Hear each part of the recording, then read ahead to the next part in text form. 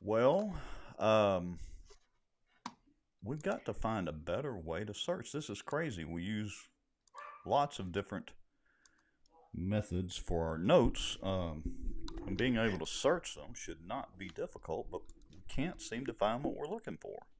Yeah, this is turning out to be kind of tough because I'm Yeah. doing it as we speak. I'm still scrolling through video, countless video. I mean, hours of video trying to find this one moment in time to show folks for the show.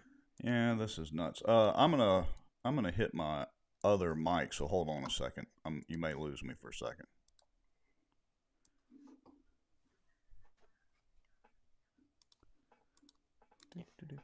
Well, so since we are live and we're sitting here dabbling around, while we're trying to find something and do multitasking before we lose anybody. Why don't we? Maybe we can get lucky and find it in the the little intermission thing or whatever it is we do, whatever we call it. I don't know. I'm so off track here, but we got a really good show tonight, and we're going to share some stuff that is going to shock and awe a lot of people tonight, right? Yeah, it is. And circling back to looking for this information, I'm focused on that. Why don't we phone a friend? Let's ask our viewers. Do y'all remember when it was? It would have been back in not long after we started, like November, October. Well, we started October the 6th, so it would have been October, November of 2020 when we talked about the situation with the library and that poor lady that got canned by the police jury. So Yeah, let's that's right. phone some The friends. It was the little old lady. I think she was from Doyline, Heflin, or something like that, and Right. she had worked for the library system or was on the board of the library or something for over 30 years. 30 years. And I did find a cut of Doug Rimmer, you know, talking about rules. You remember Hmm. that? I Yeah, did find rules. that. I did. Yeah, I did find that. But the video, that's what we've got to find is when was that they were saying we had to follow the rules. Yeah, rules and um, what? There was another instance where they had a an issue with where somebody lived. I don't know. We'll search and find it. We got about 40 something people watching. Hello everybody. Let us know that you're here by commenting. Let us know that you can hear us by commenting. It was kind of weird when I posted the Facebook event for this tonight. It posted the YouTube find. Facebook had an error like 3 or 4 times, and wham! It slammed like 4 event listings together. It was insane. So I don't know. We'll Well, see if we have that's anybody watching. that's probably because of me. Really? It was What? my fault. Are you guilty of something? Well, so like Rex, I've been a social media bug for like since forever. I mean, I, Mm-hmm. I think I might have been one of the first people on Facebook, like originally. So, okay, yeah, that's part of my fault. But I got, and I think it has to be my wife. She stays in Facebook jail. But for the She first does. time ever, I got a Facebook penalty. I got a Facebook restriction. Really? I And you hope know it's what it not. was I hope it's for? not. Well, I hope it's not contagious. First of all, but yeah. So let me know what happened, and They let us all know.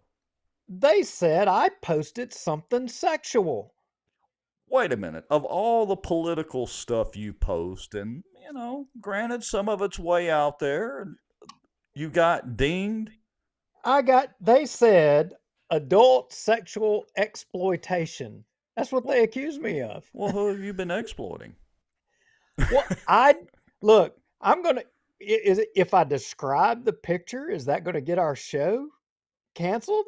Well, yeah, who knows? I wouldn't. Okay. Yeah, let's stay away Well, from describing it. We try to be no, no, no, no. relatively I, family friendly. I got to describe it. I got to Oh, describe it. Okay, but here's okay. how I'm going to describe it. Okay, this is what I got Facebook dinged for adult sexual exploitation, and for the first time ever, and I got put in Facebook jail. So, how many people? Yeah, you remember the little caramel corn? Mm-hmm. in the little Right. box, Right. Cracker Jack. Right. How many? Everybody likes Cracker Jack, right? Yeah. Yeah.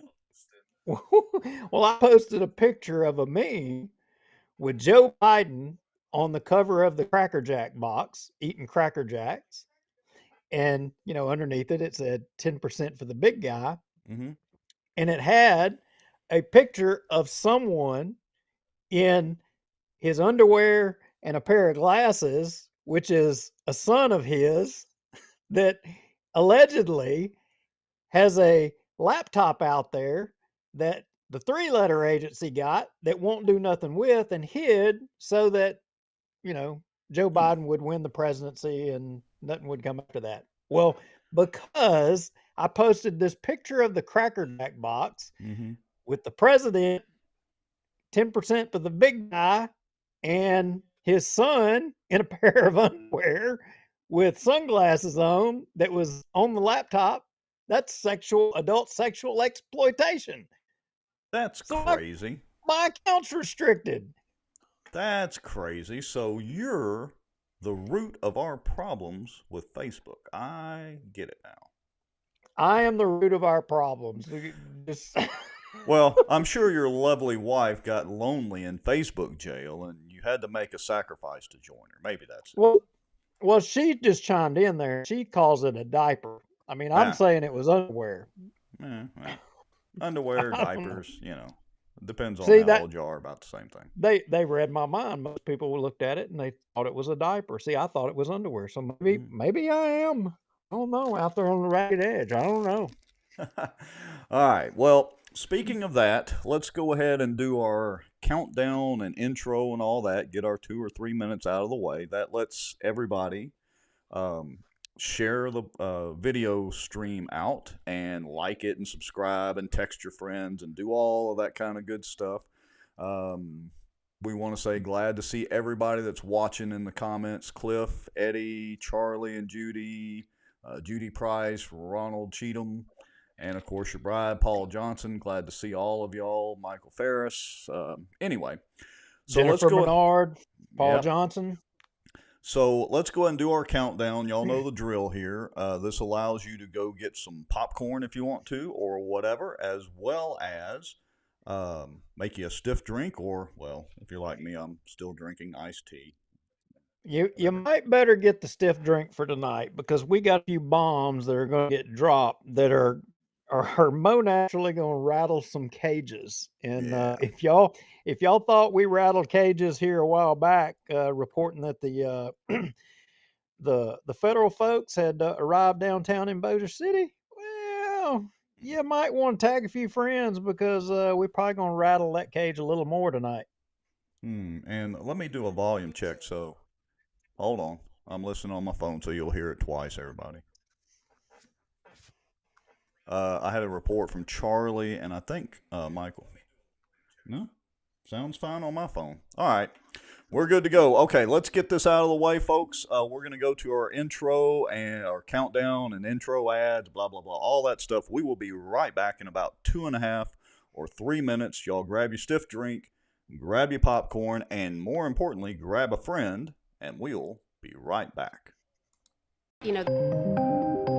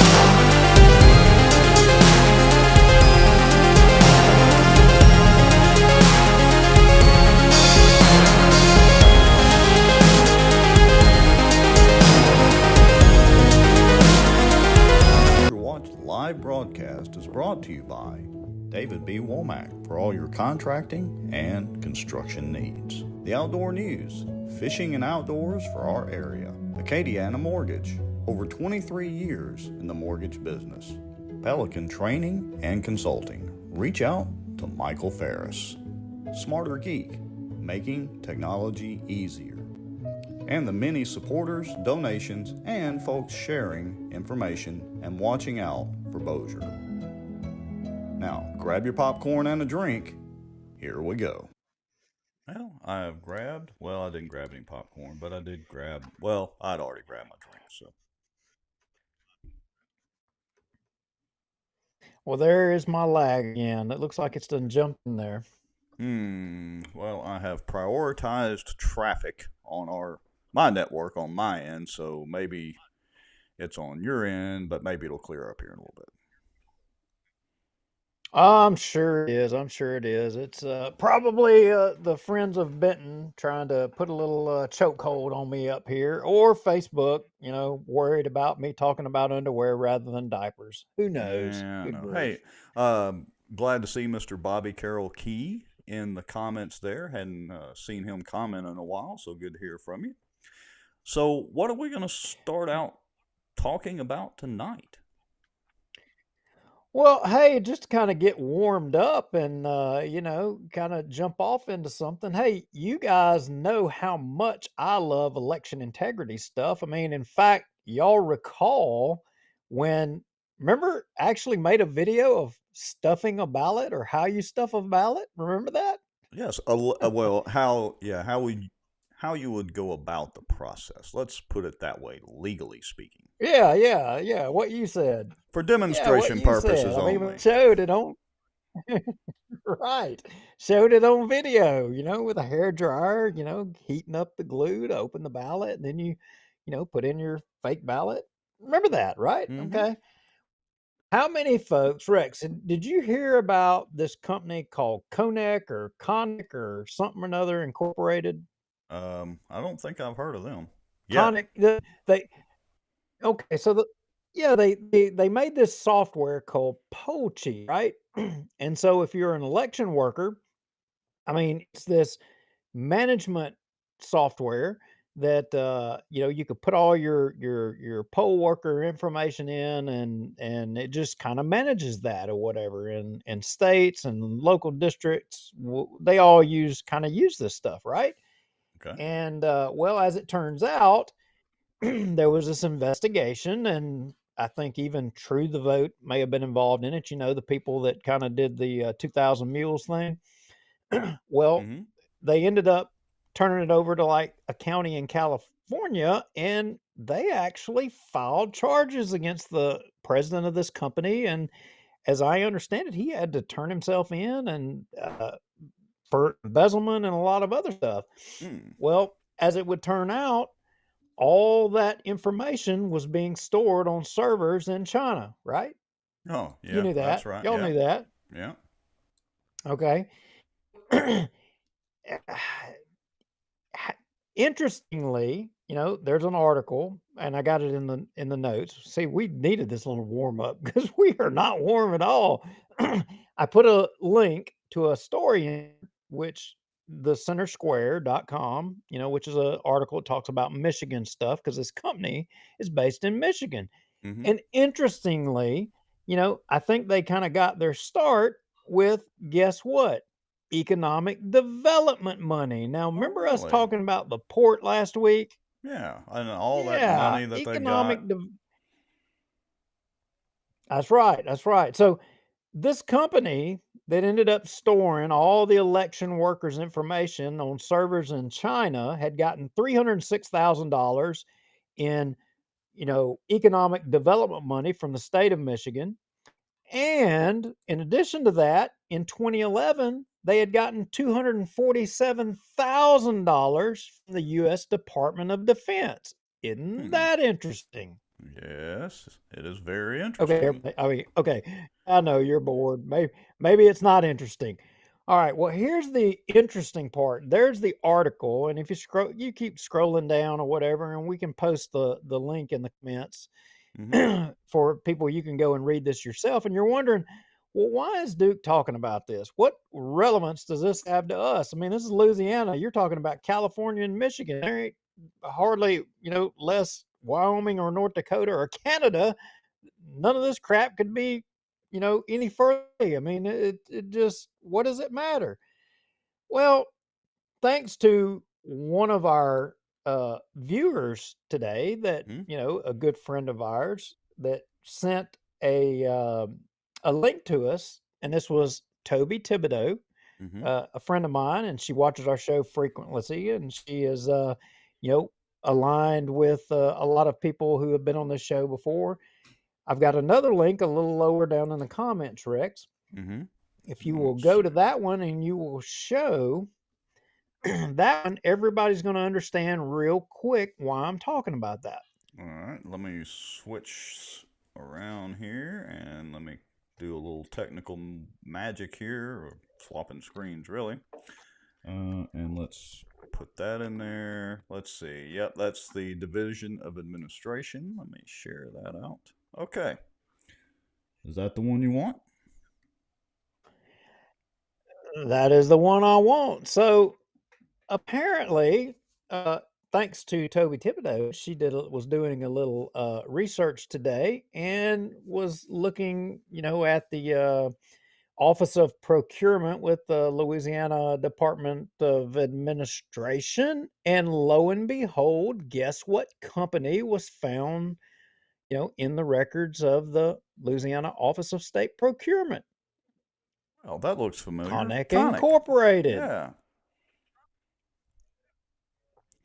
Now, and you probably can read it there below. The services offered or rendered: software or hardware engineering, computer programmer, management information systems, system administrators, information interval systems, data services, internet services, data services. You mean, shouldn't that say Chinese data services? I mean, and internet services, shouldn't that be election not connected to the internet services? Shouldn't that be what that says? And Yeah. software maintenance and support from China, I mean the US, and computer hardware maintenance and support from China, I mean from the US. Hmm. Right? That's interesting. I wonder, do they, let's see, it doesn't say specifically where they, uh, if they're Now, helping with the no, elections now or here, exactly what they're doing. well, now here's the catch. The catch. Now, in all fairness, this right here, I mean, I looked a little bit more and I couldn't find it. That system is kind of hard to look through. Mm-hmm. And this information was for this vendor for the state of Louisiana was last updated in 2013. Mm-hmm. Now, doesn't mean that they've done anything recently or what have you. In fact, they could be doing it for another company. They could be a subcontractor for another company. Um, the point is that if this company, who is now, they've had their president arrested, with servers and stored in China, Right. it begs the question: if this software has been integrated into, the election systems of Louisiana, even if it was 2013 or 2014, I mean, is it possible, Rex, that if software was introduced in 2013, that it could still reside there, that, you know, could be getting information? It's possible. I mean, it's more interesting to me. It would be more interesting to me if we knew exactly what software and hardware that they were dealing with within the state.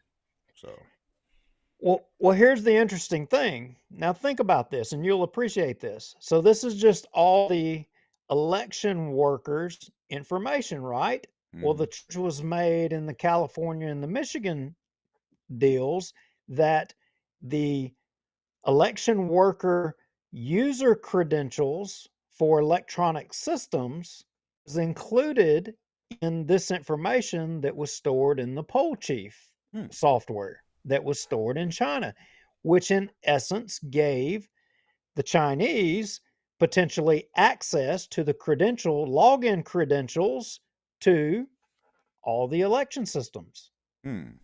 Well, and let me be clear, as far as we know, the unencrypted data was stored or potentially stored in China. See, therein lies the problem. They don't encrypt this stuff. And we can get off in a whole tech segment about, why we should encrypt and security versus convenience and all that. But suffice it to say, most of our systems are absolutely not secure. So I'll just leave it at that for tonight. Well, look, I'm just going to go on out there. I'm going to throw a bone to the Catholics. How many folks watching tonight are Catholics? How many? I mean, the Catholics got it right. They freaking use smoke signals. They use smoke signals. When they elect and the there Pope. ain't no doubt. Yeah. That's hilarious. I mean, I was like, what do the Catholics have to do with the voting integrity? All right. So yeah, where the heck is he going with that? Yeah. Jessica Langley says me. All right. So we got one Catholic watching. All right. So we're up to about 80 We ain't ran them all off yet. Yeah, not all of them anyway. So we've got about 80-something people watching. We've gone over a little bit of election integrity. Let's move on into some local topics. Shall we tackle the wrapping of the Tahoe? Oh, we're going to touch the Tahoe? Well, I didn't know that. See, we're not on the same page here. Guys, y'all seeing us go off half-cocked here tonight. Hey, but I got one. I can top that. First Church. Uh-oh. You said the magic words, First Church. Okay. Well, mine is kind of light. I don't have a ton to share, but what I will tell you is that a source confirmed to me that, we're gonna see some legal maneuvering take place here in the very near future on the First Church topic, and that's pretty much all that I got. That because that's been really quiet. We ain't heard nothing. Right. We ain't seen nothing, and we've had a few people ask us, "Have you heard anything?" I'm like, no, crickets. It ain't been nothing. Right. But today I got the word that you're fixing to see some First Church activity. Well, that could be interesting. So everybody, y'all need to stay tuned. We may have something coming up about First Church. And squirrel moment here, but I'm checking the Bossier City Council YouTube channel again, and it looks like they're finally about to get the live stream uploaded, but it's not yet. It's showing actually as a deleted video, which sometimes it does before they get it uploaded. Maybe they'll have this afternoon's meeting uploaded before the show is over, but we may have to talk about that next week. Well, we're either going to have to change the show night or we're going to have to start recording the meeting. I mean, and that's fine if they want to start. No, they need to change their meeting day. Well, okay. Yeah, they can do that too. We're more popular than the city council. We repeatedly, since show one, have almost every show have had more people watching than they have had in their entire audience of this year, probably. Except maybe the tennis deal. So they need to change their night to Monday night. I cannot argue with that logic. I mean, I would like to debate you and argue with you on that, but I can't do it. If anybody watching can argue that point with Rex, I mean, by all means, please spit it out there because I got nothing. He's right. The Bossier City Council needs to change the night that they meet. That's it. We're going to start a petition. Because that'll afford us enough time to get the video up, even though King David probably telling the Bitsy people he's sliding them 100 on the side. I mean, saying, hey, don't get this posted in time for them to have it on their show. I mean, it's probably what they're doing. Speaking of King David, did you see Jeff's... But why would he do that? Well, that's true. Speaking of King David, did you see Jeff Sadow's article on how much King David had made? He was ruthless. Yeah, King David's made like a couple of $1 million. How billions? How many billions did he make? No, millions. A couple of $1 million. Oh, billions. Since 2000 big leagues. Yeah, since 2008. So I mean, you got to do a little quick math there. But anyway, so he's got a pretty good article up about that. We may have Jeff on as a guest coming up pretty soon. Hey, I do want to share with you though. So let me hit publish and back to live mode. Looky there. What do you think, dude? Hey, That's look at that Bossier City logo right there on the front fender. Oh, wait a minute, that's yeah. Tommy Chandler's head. Yeah, you didn't know that I had an inside track or inside scoop as to the new wrap design for the Tommy Chandler mobile. Now, word on the street is that that's Bubba Williams' idea for the logo to be put on the city vehicles. I mean, that's what I understand. Well, But I don't know. The $5 that I'm guessing that's a request out of the city attorney's office. I'm sure.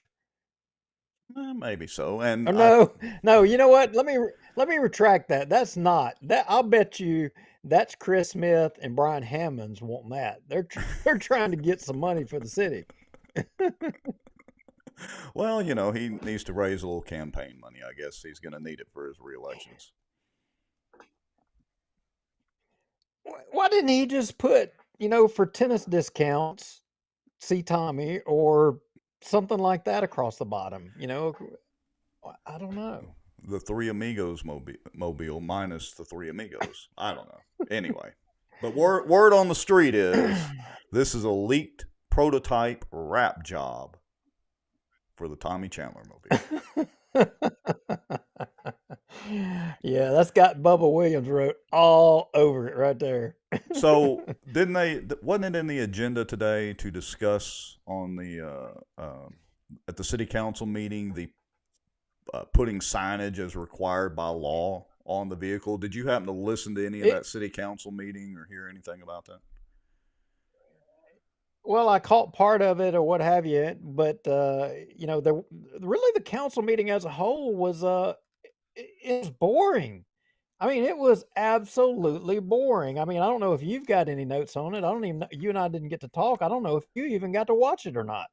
No, I didn't even get to watch it. I was busy doing some other stuff with customers, and then I was going to watch it on the replay, but of course they literally have not posted it as of 7:28 p.m.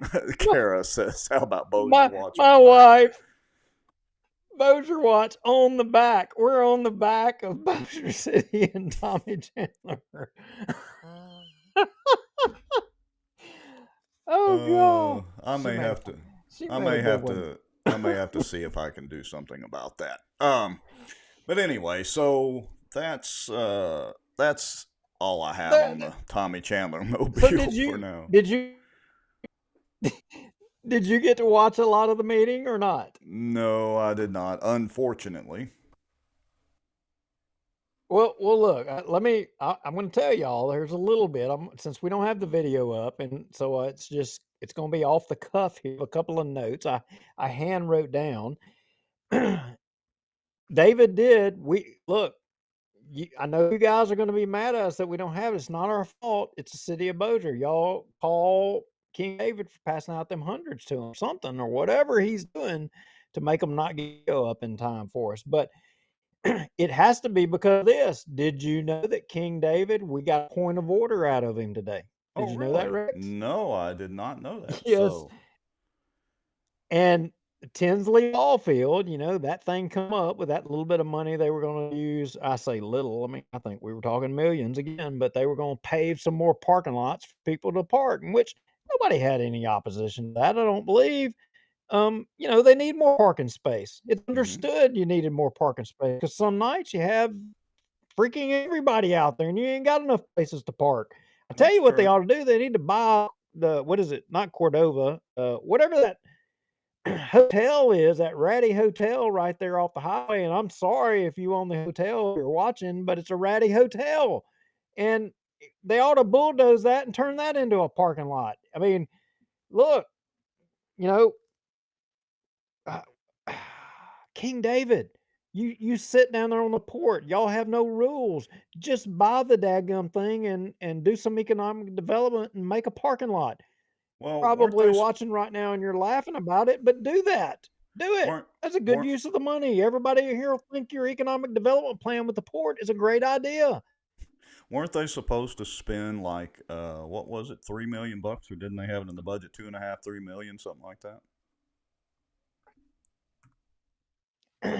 Something like that. And anyway, he got mad because apparently somebody got up there and spoke. And no, it wasn't, the guy with Wilson or whoever that, or the people that didn't live in the city or whatever them people were that got up there and spoke about, the inability of travel ball teams to be able to use. But here's where the point of order came in. Apparently, the point of order came in when somebody with Bossier Little League, Hmm. okay, guys, perk your ears up.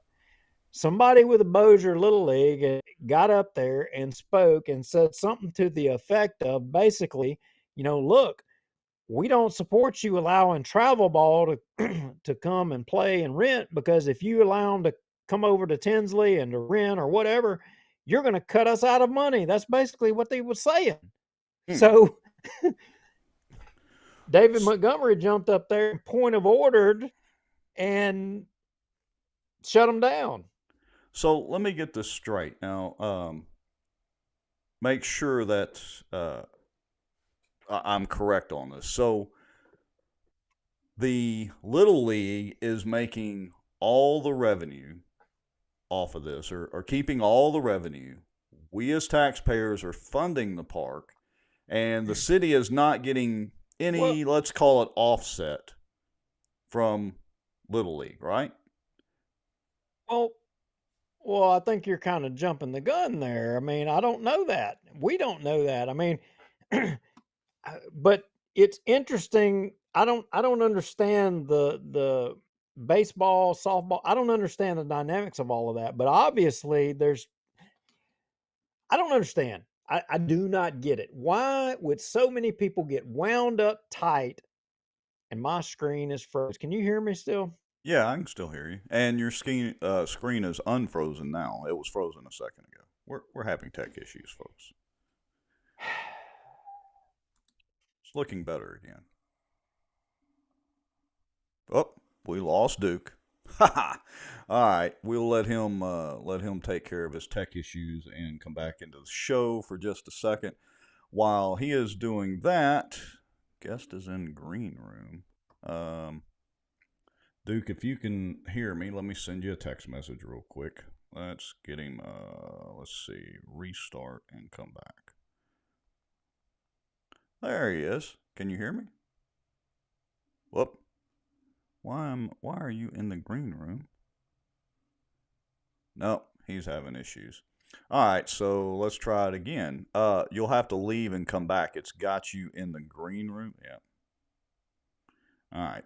Anyway, while he's doing that, let me stay with us while we deal with some tech issues. I'm going to flip back over, and apparently, somebody from the city must be listening because look, Kara, they've decided to go ahead and add Bossier Watch to the back of the Tahoe, or at least to the side glass of the Tahoe.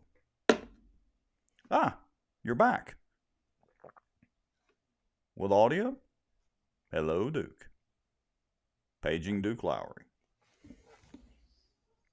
Paging Duke Lowry. We can hear you. Say something. Let's see. Give me a second, folks.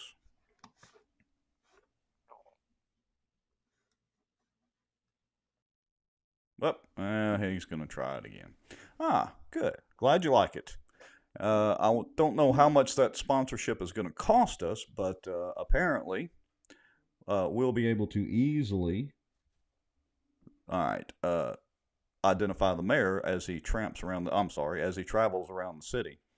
So let me see. Bear with us just a second. Let me get this going here. Let me tell him to reboot. Can you hear us, Duke? Can you hear us? I just sent you a text message. Check your text message if you can hear us. All right, you have me? Ah, yes, we have you. Loud and clear. Don't know what it is. It's got to be Facebook. Gotta be. So, is your timing good now? It isn't very good. How does it sound on your end? Oh no, it sounds great on our end. Video's good too. All right. So now that you're back, I was just showing off the revised Tommy Mobile. Rutro. Oh, I see the Bossier Watch logo. How about that? Yeah, somebody from the Improvement. city rap division must be listening to the show. Obviously. Well, back about Bossier Little League. So I don't understand, exactly. What is the deal that everybody pays attention to? Everything revolves around baseball, softball, everything that pertains to these ball fields. More people care about that than millions of dollars that goes by the way here or there. Nobody cares, but you talk about baseball, they lose their minds. I mean, Mm-hmm. you've got little league people showing up at the council meeting and they're wound up because they're potentially going to lose revenue as a result of allowing travel ball to come into Bossier. Because I don't know if I said it in the previous cut or what have you, but apparently the travel ball, his reasoning was because the travel ball people lease the fields from them. They don't Wait, want to what? allow travel ball to. They don't want the city to allow travel ball into Tinsley because that would decrease their revenue at their facility that they lease to the What? travel ball teams. Now, I think said this a few minutes ago before the tech issues, but let me restate this so that I'm clear. Okay? The city, the taxpayers, we have paid for the ball field, we pay for the maintenance, we pay for upkeep, so on and so forth.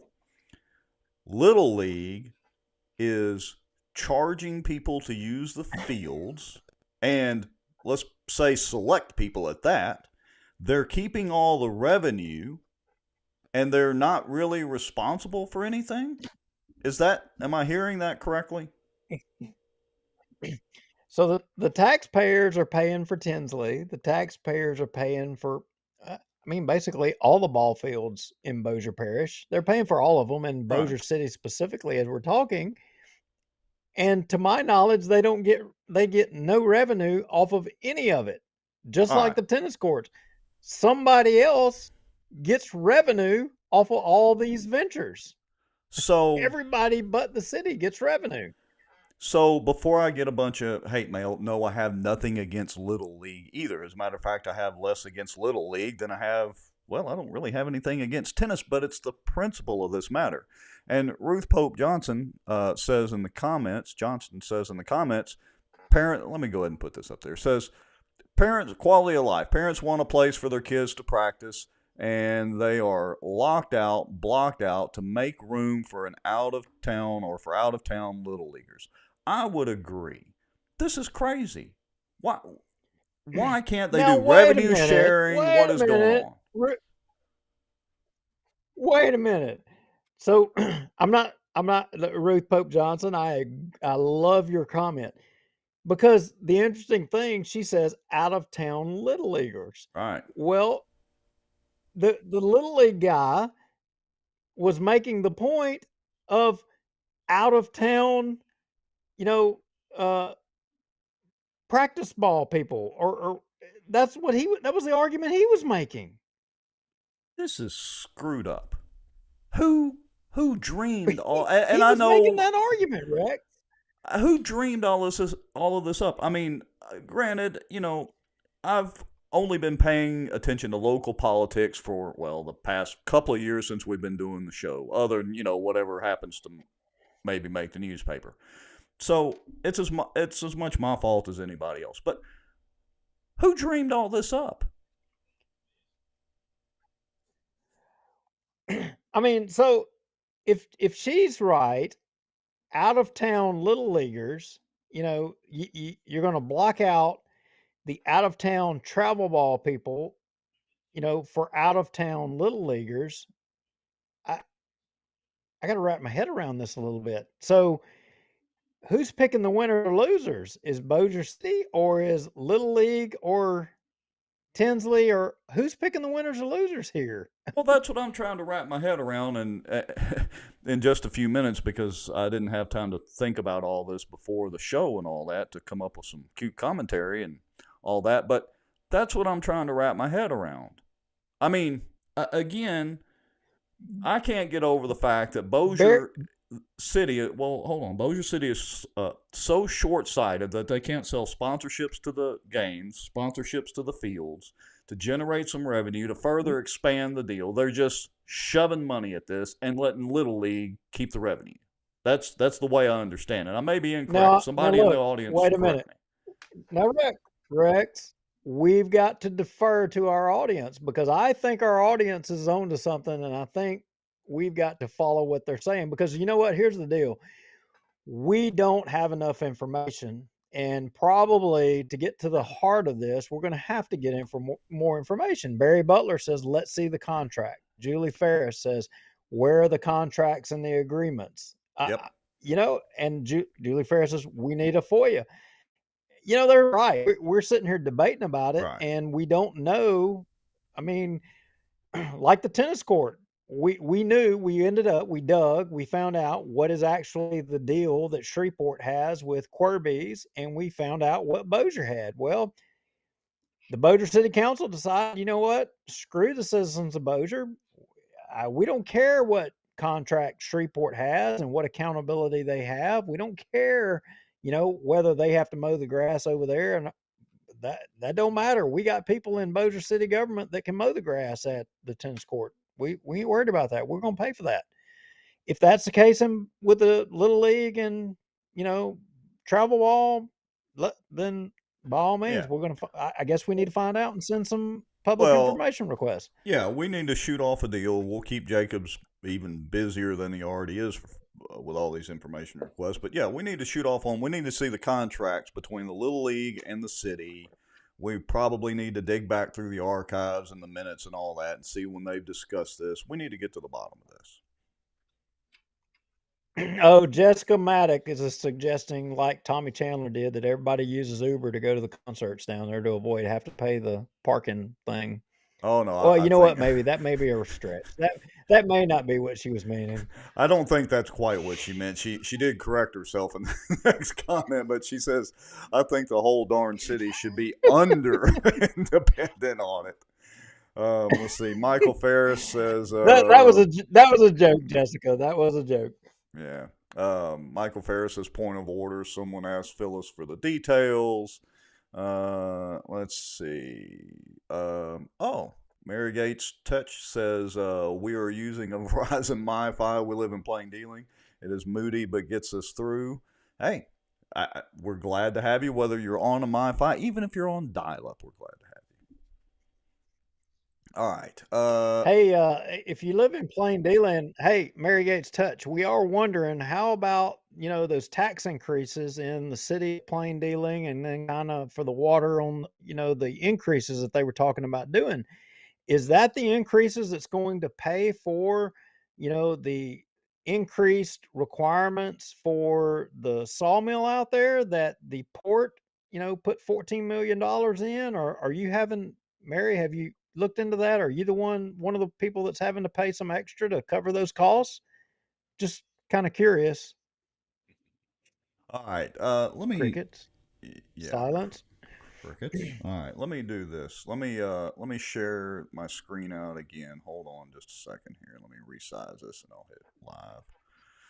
Okay. Kaylee Larkin, who's been paying for the porta potty that's been sitting on the side of the road in Brownlee Park for over a year now? Good question. Maybe it's bbossier.com. So I'm showing their website again because I saw on the agenda. Now, I didn't see any of the discussions yet, so, take this with a grain of salt. But do we know if the B. Bossier deal, weren't they supposed to get was it $25,000? Yeah, I think that was it. 25, 35. I mean, that could change. I mean, they could have an overage and it be 350,000 by next week. I mean, who knows? Yeah, or they could add a zero to it Exposure. accidentally.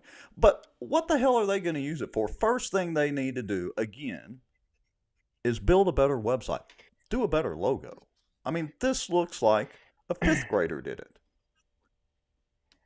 I would agree totally. In fact, Lisa, you need to contact Rex because I've got the idea. Let Rex design it. But what you need actually is you need a picture, B. Bossier. You need a picture of the Jimmy Davis Highway Bridge with two yahoos that do some silly social media show talking about Bossier politics, bungee jumping off the bridge in Jimmy Davis. I Yes. promise you that would bring people to Bossier.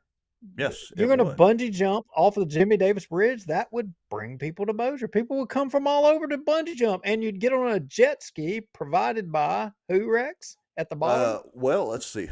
Oh, now you put me on the spot. Was David Johnson going to do the jet skis? Who was going to do the jet skis? I think it was David Johnson. Yeah. I think David Johnson was going to be the guy that provided the jet skis to give everybody the lift back up to the bank so you could get up and you could bungee jump again real fast.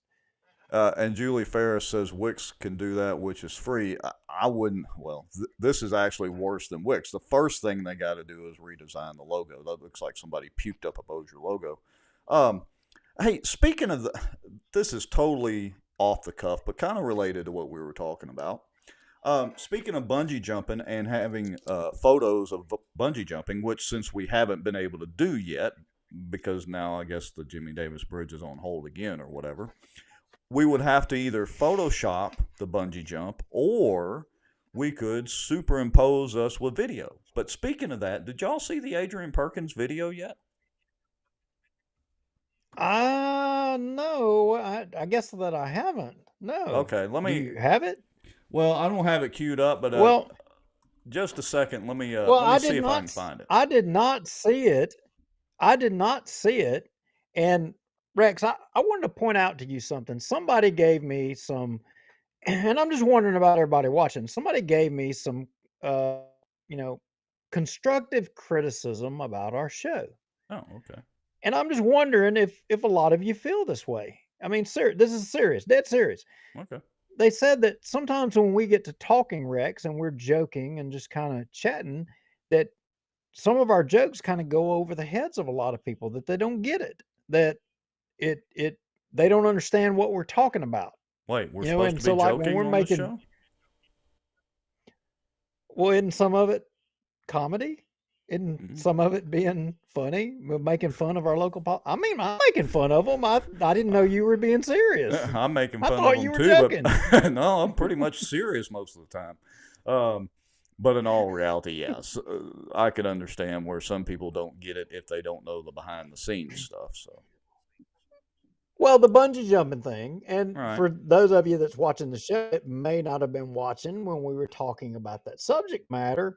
Who was it? We got Kyle, I think it was Kyle Ardoin. Wasn't it Kyle Ardoin? He committed to do Yeah. bungee jumping off of the Jimmy Davis Bridge if they made it into, you know, the park that they were talking about doing to build the extra bridges down there.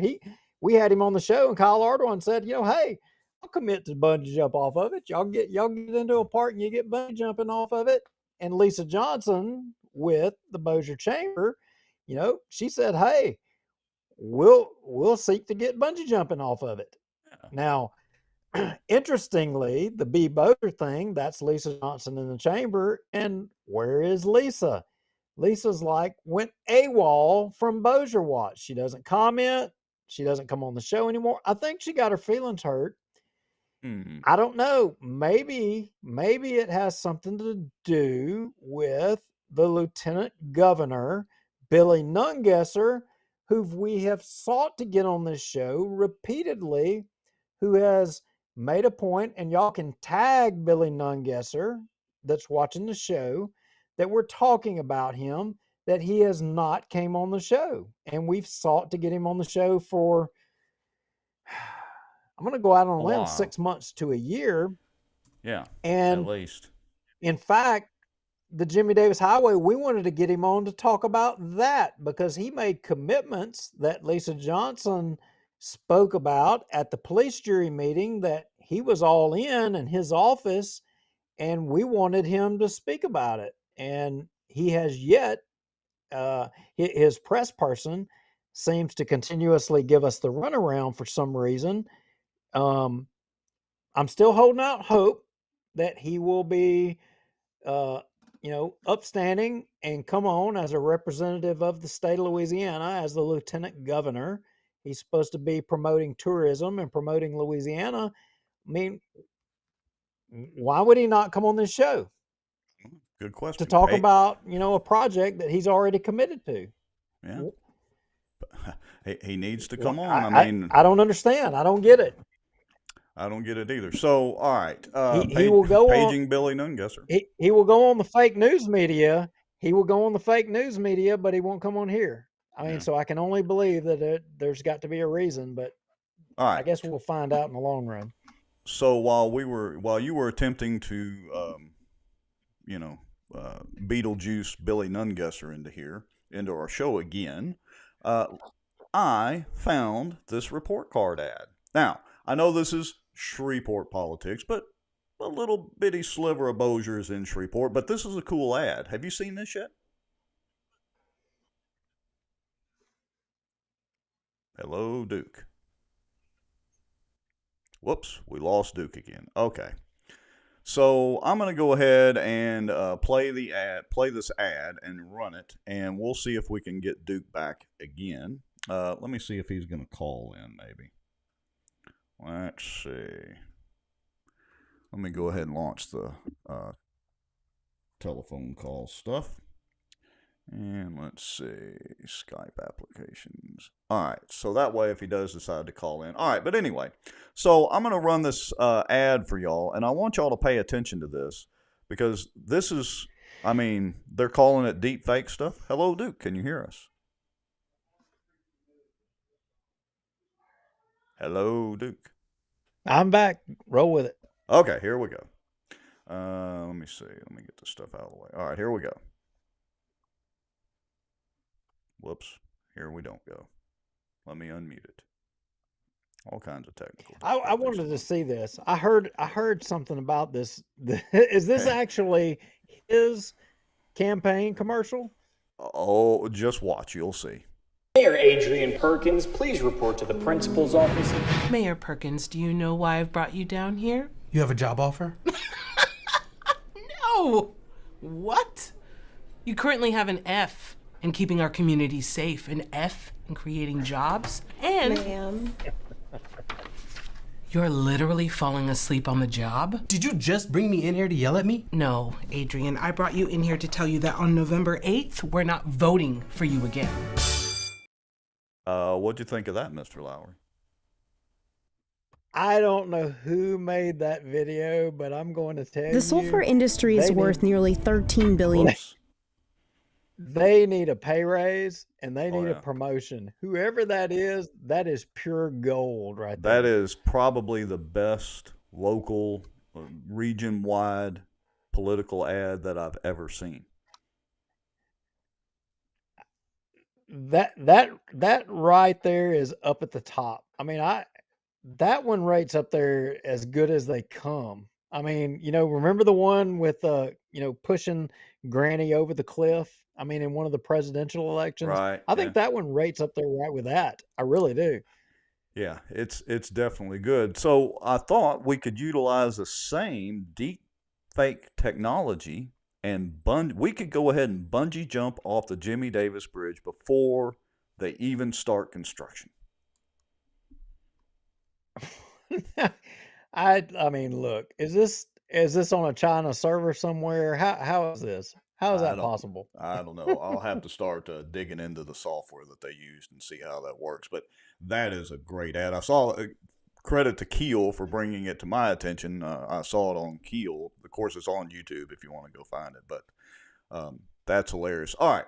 So B. Bossier needs to spend their $25,000 on their website. They don't even have to spend that much. I mean, come on, guys. Spend a couple of $100 at least to improve it. Billy Nungesser needs to come on our show.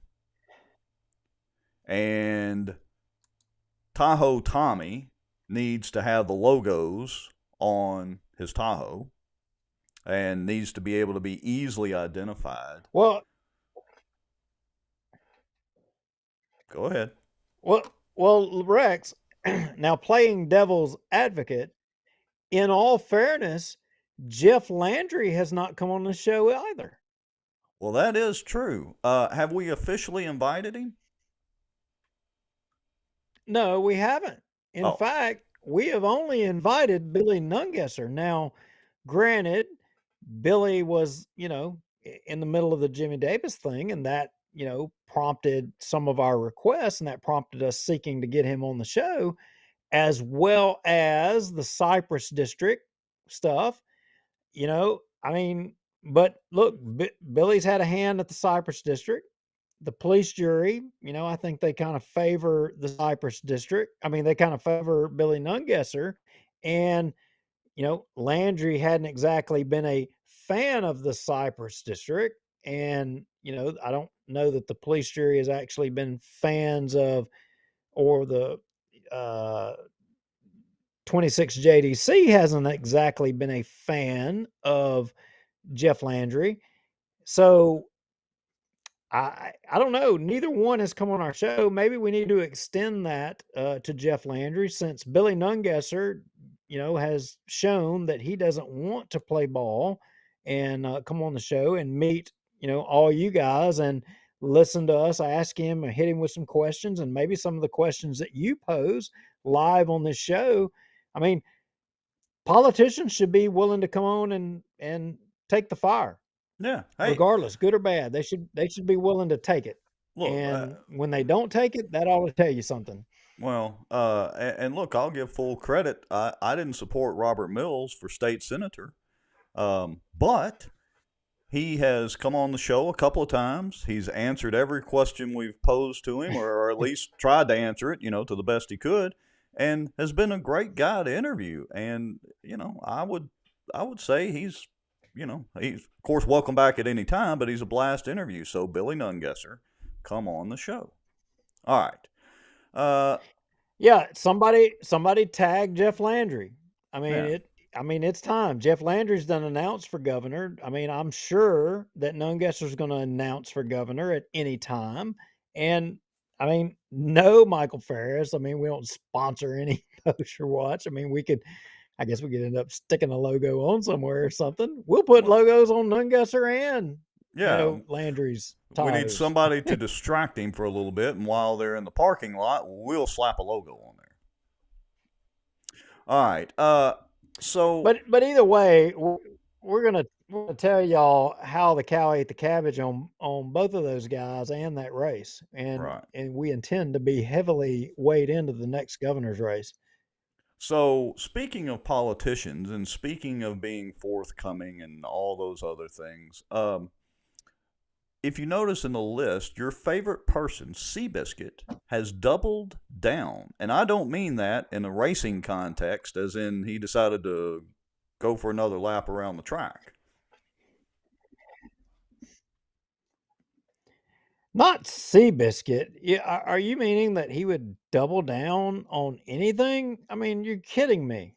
Well, let me pull up. Let's see if I've got these screenshots here. So, all right. I posted after the show last week. I posted the video of Glover down there with HB 105, and we went through that on the show. So I posted that as a standalone post in its own video, and we had a couple of comments on it and all that. Lo and behold, let me flip screens. Let's get Tommy off of there. Lo and behold, Seabiscuit decided to double down on that. Now, I know this is a little small for some of you, but I want to read this comment to you. Weston Marriott said, Representative Glover had some great points, actually very shocked at his common sense approach to this. Seabiscuit replied, this could be because literally, in all caps now, everybody said he was 100% wrong. No, wait a minute. Yeah, I remember some people saying he was right. He said wasn't.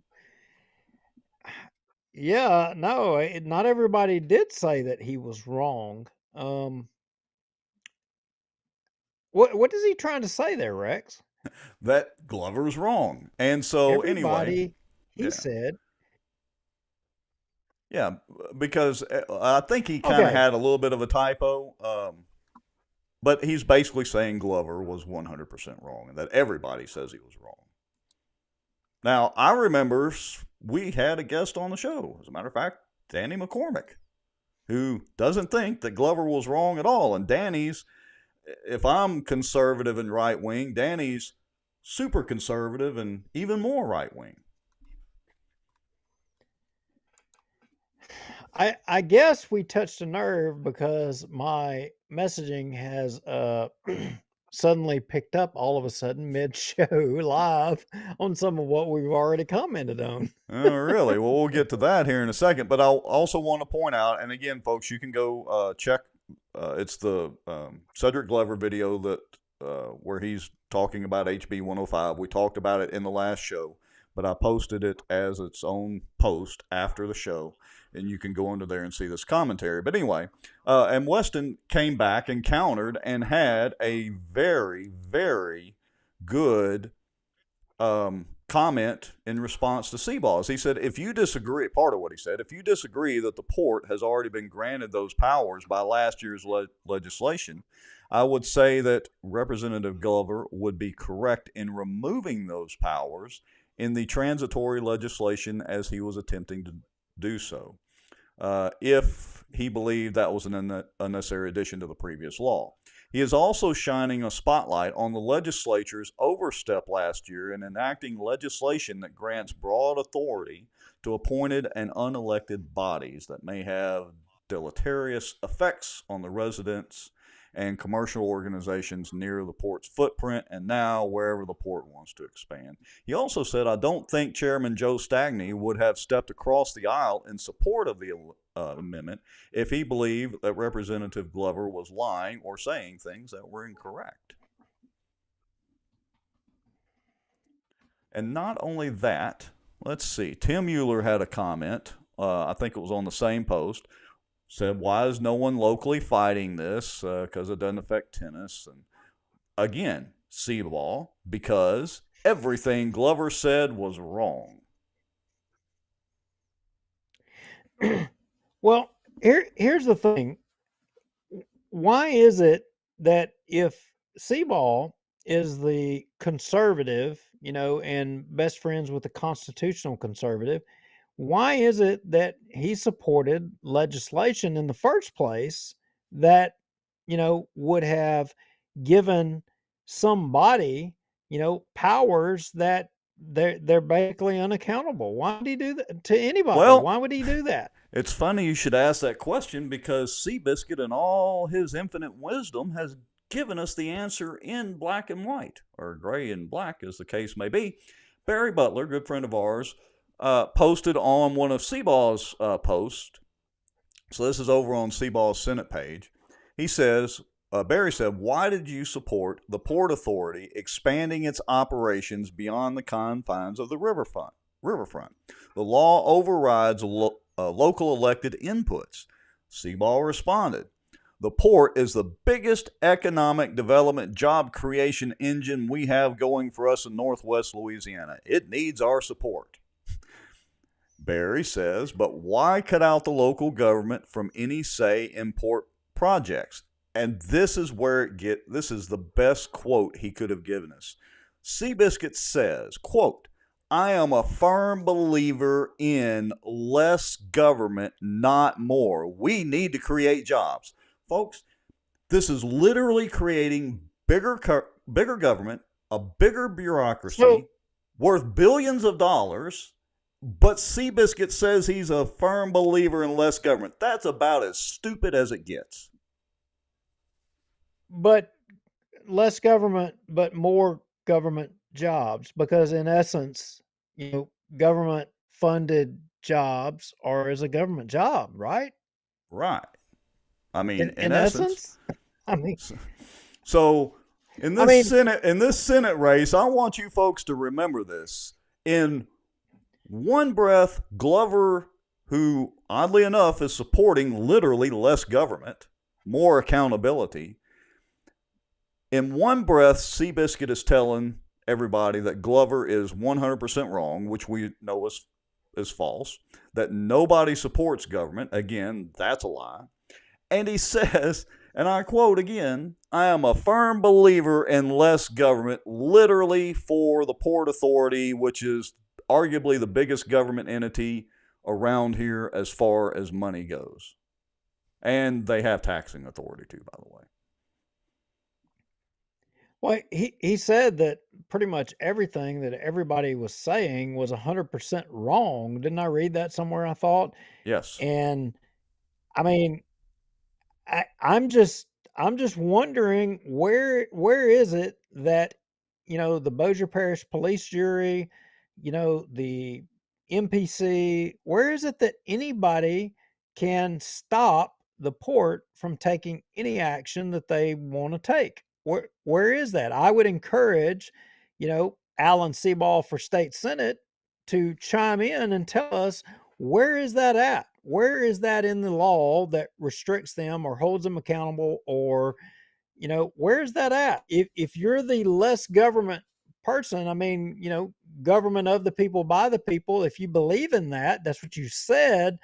I mean, I'm just wondering, where is that of the people, by the people? Where is that part at? Because I read the statute from beginning to end. You made the claim that, you know, why don't you read the statute? That's what you told Glover. Well, I went and read the statute from beginning to end, and I don't see it in there. I don't see it. Maybe I missed it. I mean, because Well, I'm not not, no lawyer that's a wordsmith. I'm just wondering where it's at, Alan Seaball for state senate. Show me, please. Or well, do you not, need to call your daddy in Congress and get him to cover you on this? I mean, I don't know. Maybe you do.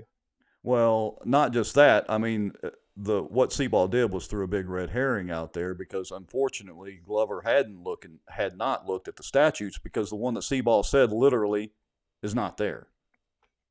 It had actually been Yeah, repealed. It was for something else. The one that he quoted like he knew with authority what it was. He was full of BS on that too. So I am calling you out.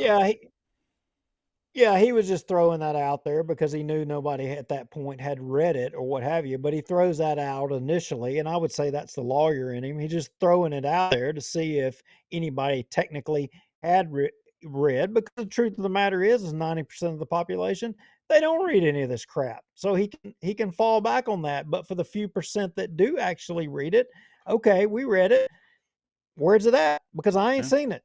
Hey, not just that. Again, I know it's hard to read. You can go over to Seabiscuit's state senate page and read all this. But he says, and I'll close with this, Barry Butler, that is not how it works. Just about everything that has been said about this bill and this issue over the past week or so is completely wrong. In all caps, completely. So he's like triple and quadrupling down on this. Oh, he's all on top of it. I mean, look, Alan, you are welcome on the show. You are welcome to come and plead your case and to provide the fact, because I want to see it, because I didn't see it. I mean, I know that you're a lawyer. I know that you're a state representative. I read it and I didn't see it. Maybe it's there. Maybe I'm blind because I'm not a lawyer. Maybe that's what it is. Please bless us with your grace and show us where it's at that the Bossier Parish Police Jury, or, you know, the MPC, or anybody, you know, can provide an opposition to anything that they do. You know, I know you're going to say, oh, well, they could show up at the meeting, and by the way, Alan, while we're at it, where do they post? Where do they have to notify the public about, you know, their meetings and what they're going to talk about? Is there some exemption that maybe the port has that a lot of other entities doesn't have? Good question. Maybe when you come on, you can touch on that one just a little bit too, why they have an exemption. Now, in all fairness, Rex, I do want to point out that what Alan is saying, that this is no different than what a lot of other port authorities and things have. He is correct. He's absolutely correct.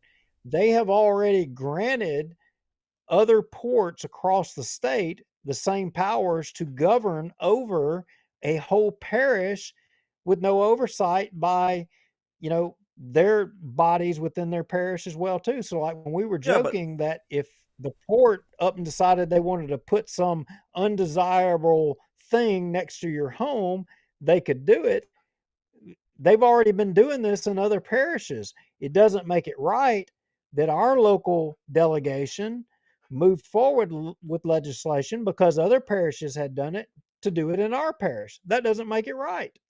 yeah, well, have you ever seen the cartoon? And I think I've said this before, but the cartoon with the big bulldog and the little terrier that is running around him yapping. Which way did he go? Which way did he go? Yeah, yap, yap, yap, yap. And the Bugs Bunny or Looney Tunes cartoons. It's the big bulldog and the little yard yapper going around him, dancing around down the sidewalk. Seabiscuit reminds me of that yard yapper.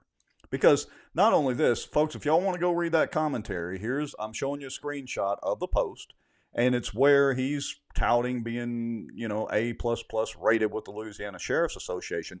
May I remind everybody that the Louisiana Sheriff's Association has consistently fought, up until this last attempt by McCormick, has consistently fought constitutional carry in the state of Louisiana. So I just want to throw that out there as well. All right, I'm off my soapbox. Well, I guess Allen is running in a district that may not be as conservative as needed, so he doesn't have to be to the right anymore. He can move to the middle now, which quintessential politician, in which don't we have enough of politicians now? What's that term that they throw around that's so cliche for politicians? What's that acronym for it? It's a 4-letter. Oh, rhino. We get to call Seabiscuit a rhino now. Oh, yeah. How about that? Seabiscuit the rhino. So what about it? Is it time to move on to Proton Mail or the Bossier City, under federal investigation? Let's say the city part for last, and let's go ahead and move on to the Bossier Parish administration. I mean, we haven't been following the parish much because, well, the city has been providing endless entertainment value for us, and as well as basically, well, screwing the taxpayers. Let's just put it like it is. But what could be wrong now with the police jury administration? Well, I kind of got an idea because I know the show notes a little bit ahead of time, but I wanted to point out before we go there, jump a little bit ahead. I did get a private message that said that we got the baseball stuff, we got it all wrong. Oh, well, we did ask for folks to clarify. I did mention that at least once in my soliloquy. So how did we get it wrong, did they say? Well, actually, they're typing as we speak. Oh, yeah. So, so we'll come back to that. Mysterious guest, you have to let us know where we got it wrong and tell us what's actually going on. Maybe we're completely wrong about the Little League. All right. So let's move into the Bossier Parish administrator, and we'll circle back to the Little League stuff. How about that? Yes. Yes. All right. Let me see. So do you remember, I think 12, 15, 21. I think it was 21. And in the beginning of the show, we talked about the library of Bossier. And do you remember there was this little old lady? It was one of the first shows that we did. I mean, it was in the beginning of when we started doing this show, and we were talking about the library. And everybody was wondering, why was the police jury trying to take over the library? Because you had Doug Rimmer and you had one of the other police jury members, got themselves appointed to the library. And I think since that time, there's been another police jury member or two appointed to the library board. They're just like taking over. I think in retrospect, they were taken over. I mean, but I think in retrospect, the deal was because they were sitting on a ton of money as a result of a millage that was passed by the taxpayers of Bossier Parish And I think that money had been building, and it turned out to be a big kitty of money. And I think that probably was what the motivation was. But interestingly, there was this one little old lady that they had been working the library board for, what was it? I think like 30 years, Yeah, maybe something like that. She's been there a long more. It may have time. been more than that. She'd been serving or doing more time than that. And they made this big to do, and me and Rex struggled at the beginning of the show. We looked trying to find that video, and we're going to find that video. We have it, but it was a while ago, and we couldn't put our finger on the video because we wanted to show you. I mean, the police jury really went out of their way to make the point about how they had to follow the rules, and that it was learned that this lady wasn't a registered voter and didn't live in Bossier Parish, so therefore she could no longer serve on this board representing Bossier Parish in the library system, even after she's already done it for over 30 something years. Had to follow the rules. In fact, in the restream video of 12/15/21, I did find that little cut there, Rex, if we can pull that up. Yeah, we can do that. It'll take me just a minute. And you know, when we were watching, Oh, I thought you already had it up. Oh no, I'm sorry. I was taking a screenshot for something else. Let's see. Is it under? I'll go away. All right, Bossier Watch replay. Which one is it? The 12/15, 2021, or 2020, 2022? Help me out here. Which video is it? The 12/15 of 21 video. All right, let me go all the way back. 12. There it is. I got it. I have it. Okay. All right, I am there on the video. Let me share the screen out. Let's see if this will work. Yes, it is. 5304 mark. 53. Oh, yeah. Oh. What? Nope, that's the wrong one. I'm sorry. I screwed that up. Okay. Boy, I so screwed that up. That's not it.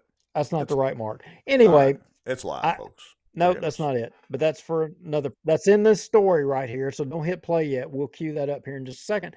But anyway, on the video, you know, I may have saved that. Well, no, I didn't. Let's get all of our ducks in a row, and we'll go back to that video because we'll find it before next week's show and have it pulled up. We'll find it. We've got it. Barry Butler says big money in the library fund. Okay, yeah, I got it. Share my screen. All right, hold on. Let's see. Duke's screen. Now this may be a challenge. All right, share my screen. I got the quote. Okay. Let's see if we can do it. All right, go ahead. This may be a challenge since you were having issues earlier. We have to do our best to follow the rules. And you heard it from our parish attorney. That's the rule. And so we're going to follow the rule. Yeah. We're going to follow the rule. That was Doug Rimmer's words. Right. That was his words on the little old lady, you know, with the library board over 30-something years served. Follow the rules. Follow the rules. So, interestingly, Proton Mail kind of lit up a little bit, huh, Rex? Yeah, it did. As a matter of fact, I've got that one pulled up as. Let me go ahead and. I think it's safe. I'll go ahead and share that one out. So let me switch screens here again. Take Alan, get his head out of the way. Let me all right, here we go. All right, this is a Proton Mail that we got actually yesterday. And it says, hello, the revised statutes state that the police jury must appoint a parish manager, i.e. Butch Ford, since January of 2022, who shall be a registered voter in the parish. If you look up Butch Ford's voter registration or residence, you'll see that he actually lives in Shreveport and is registered to vote in Caddo. His legal name is Joe Edward Ford, Jr. Attached, you will find the revised statute of voter registration and his current licensure issued to him at a Shreveport address. Further, if you dig deeper, you'll find Sally Ford, his wife, is listed at the same address on, and this just is great, Grassy Knoll Drive as well. This definitely needs to be looked into, and he must be removed from the position as parish administrator. And then they go on about some other grievances. I'm not really worried about that yet, but that address is interesting. Now, again, this is Proton Mail. I mean, and pretty much we can't verify a lot of that stuff. So I I don't know that that's accurate. I mean, Well, why should I believe that? well, maybe because at least the part about the address is accurate. Well, how do we know that? Because of social media, looked it up. He's on the what? Oh, let me find it here in just a second. He is listed on several websites as that is his address. He's listed in whitepages.com that's his address. He is listed on the, what was that thing? Oh, yeah, the American Society of Engineers website is Joe E. Butchford Jr. I mean, it's no secret what his name is. I mean, that's not the point. I'm sure it's no secret that he's from Shreveport unless he just recently moved to Bossier Parish. Like real recently. That's no secret either. I think it's maybe unknown to the general public. Well, I mean, does he actually have to live in the parish? I mean, is that accurate that it's, in, Well, that's is an that interesting question. codified in the law? That's an interesting question because it is. Let me pull up. I was just trying to do that here. So let's see here. Bear with us, folks. Okay. Let me see if I can make my screen show. There we go. Okay. Let me get Yeah, all. we are so off our game tonight. We're not on top of all this. Definitely. Give me just a second here. All right. Acrobat Pro. For some reason, I can't show my screen. There we go. Okay. According to revised statute 33:1236.1, power to employ parish manager and assistant parish manager. The police jury shall have the power and authority to employ a parish manager and an assistant parish manager and to fix their salaries for a term not to exceed that of the police jury, who shall be registered voters in the parish. Now, it does say who shall be registered voters in the parish, and there is a comma after the initial phrase right there. So I'll take that to mean the parish manager and assistant parish manager shall be registered voters in the parish. Now, here's the only place that I see that it's interesting. I think Butch's official title is parish administrator. So that could be the only... So maybe parsing the words carefully, it doesn't say administrator in the statute. That's the exits that I see for him. So, I mean, is he a manager? I mean, what's the difference between a manager and, administrator? What's the Well, difference? To me, there's not. But, what's that parish attorney's name? Patrick Jackson? Yeah, that's him. I mean, I don't know. Well, he may read Well, this we and don't have read to- it literally, so. well, you got another attorney that's sitting on the actual police jury who can counsel them as well. I mean, especially when it comes to conflicts regarding residency and such. I mean, I think yeah. she would know well And she about likes to residency issues. She likes to avoid conflicts. If I remember correctly, she didn't want to go put out But- campaign signs or something because it was a conflict because her husband was a city judge, yet she's literally on the peck in the police jury. But maybe I'm... Yeah, that's right. And I mean, I don't know that it's going to be a problem for Butch because she doesn't have any issues with, having to live in the district or not live in the district that she represents. I mean, she's perfectly fine with somebody not living in the district that they represent. She's got no problems with that at Yeah. all. Look, I got a question, and I'm not saying that Butch Ford Prove, being prove from me prove me wrong. right, yeah. I'm not saying that Butch Ford being from Shreveport that there's necessarily anything wrong yet with that, but what is it with Bossier City and Bossier Parish and government bodies and hiring people from Caddo Parish? What is it with that? Every time we turn around, they got somebody from Caddo Parish. Well, you know, this makes me wonder because I I remember, you know, in fact, that restream of 12/15/21. I mean, let's go back to that. I remember us talking. We weren't talking specifically about this, but that restream of 12/15/21. I did mark that. You already had it pulled up just a second ago, but they were making jokes at the police jury meeting. They were making jokes about, you know, the parish administrator in that video at the 5304 mark. All right, let me jump And over to that real quick. they, So hold on just a second here. yeah, and I did catch that. I was able to find that real quick when going back looking through our files.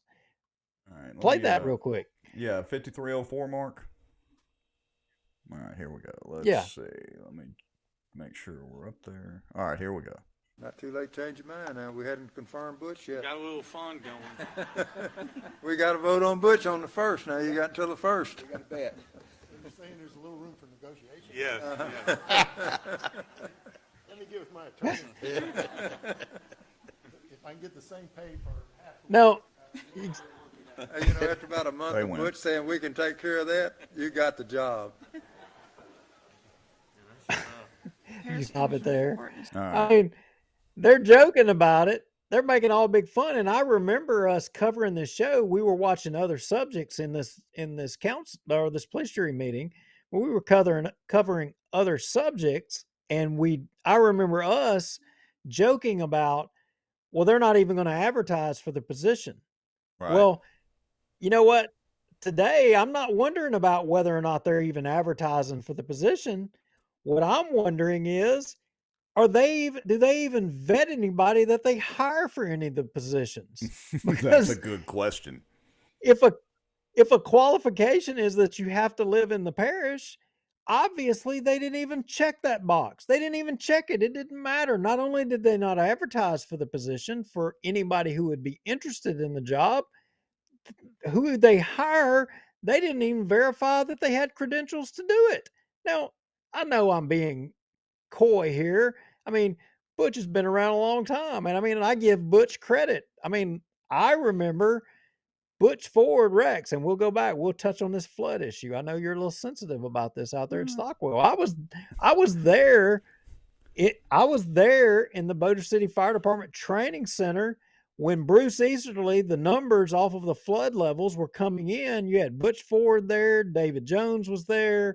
Bruce Easterly was there. Bruce Easterly was going, oh, look at there. That number went down. We're in the clear. It went up feet higher after that. You know, and Butch Ford was sitting there and he's like, no, we're not in the clear. We can't Right. say that. I mean, so it's nothing about, you know, Butch Ford and his ability. I'm not saying that at all. But for the police jury, if you're not even checking and validating, I mean, good grief. Well, look, it seems to be a pattern. So follow the little bouncing ball, and there's only, well, really 2 bounces so far.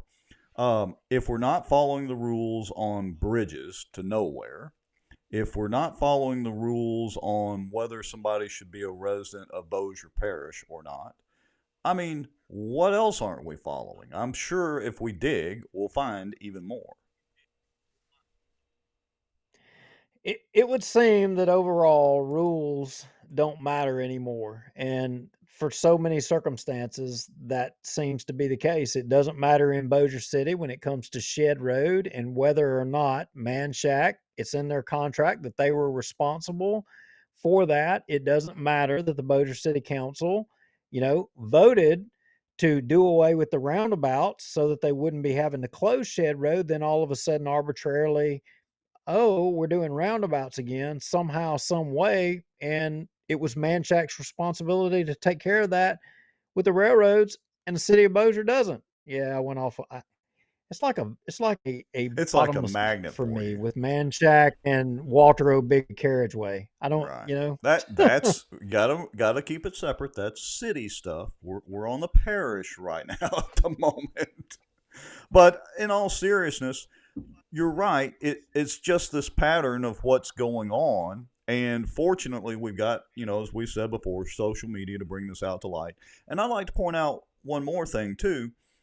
We encourage people every show to make a free protonmail.com account, share information to BossierWatch at protonmail.com with us. Don't put any identifying information. This is a good example. We've been highlighting Proton mails that we've received for the last few weeks. Those are all good examples of participation from our Bossier watchers who view the show, of sharing information with us that give us things to look at and research and give us topics for the show. We can't do it all, and so we appreciate the help to look into these topics, or give us a direction to look into. Well, anyway. Speaking of Proton Mail, now I guess we've simply made the point. It looks like every police jury member has been tagged on our show so far. So I'm going to go out on a limb and say they're going to hang their hat on the administrator manager terminology, the singular word, and the parish attorney will say, yeah, they're two different things. They're not the same, and they hang their hat, and all of us can pound sand, and everybody watching this show. I don't know. I'm just wondering, you guys, do you think it's? I mean, that's what they're going to tell you. Let's just go on out. Let's just go on and say it. They're going to say, oh, they're not the same things. Do y'all think it's the same? Do you not? I mean, I'm just wondering. If you think they're not the same, then maybe I have a bridge to sell you. Well, let's do this. Be a bridge.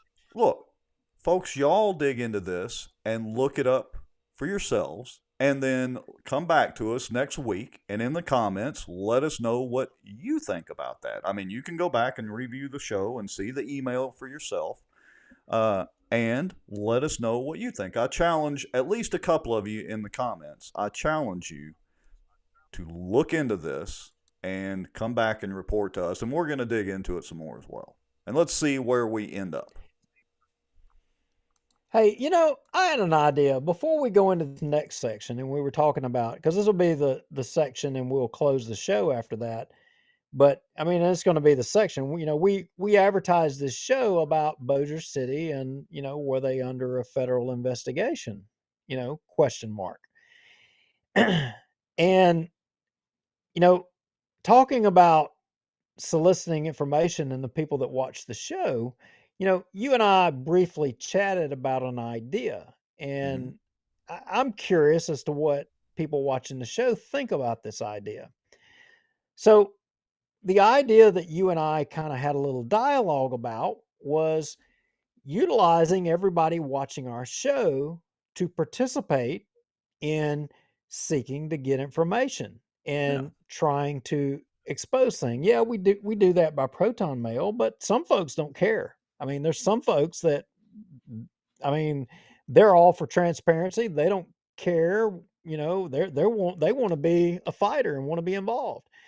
And what you and I discussed was setting up some kind of program to where people could participate in filing public information requests for specific information along storylines. And I'm just wondering, what everybody watching the show, would y'all be interested in participating in something like that? For instance, if you say, I want to be involved in something, I want to try to root out some of this stuff, I want to try to get information or whatever.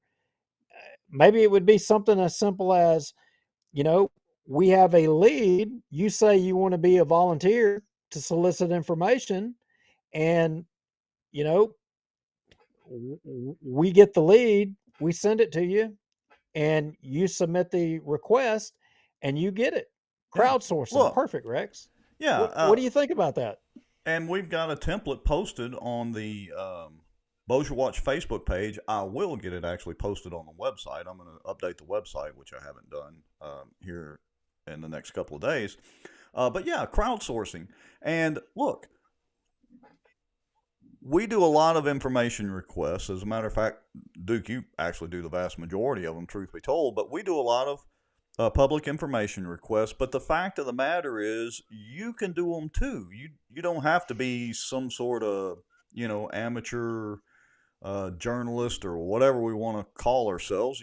You don't have to have a Facebook Live. You don't have to have a blog or anything like that. Just as average, Joe Blow citizen, you can do these information requests as well. And they don't have to be super formal, honestly. We've got a template posted on the Facebook page to show you how we do it. But they can be pretty simple. They just need to be specific. That's the only thing if you're looking for a piece of information.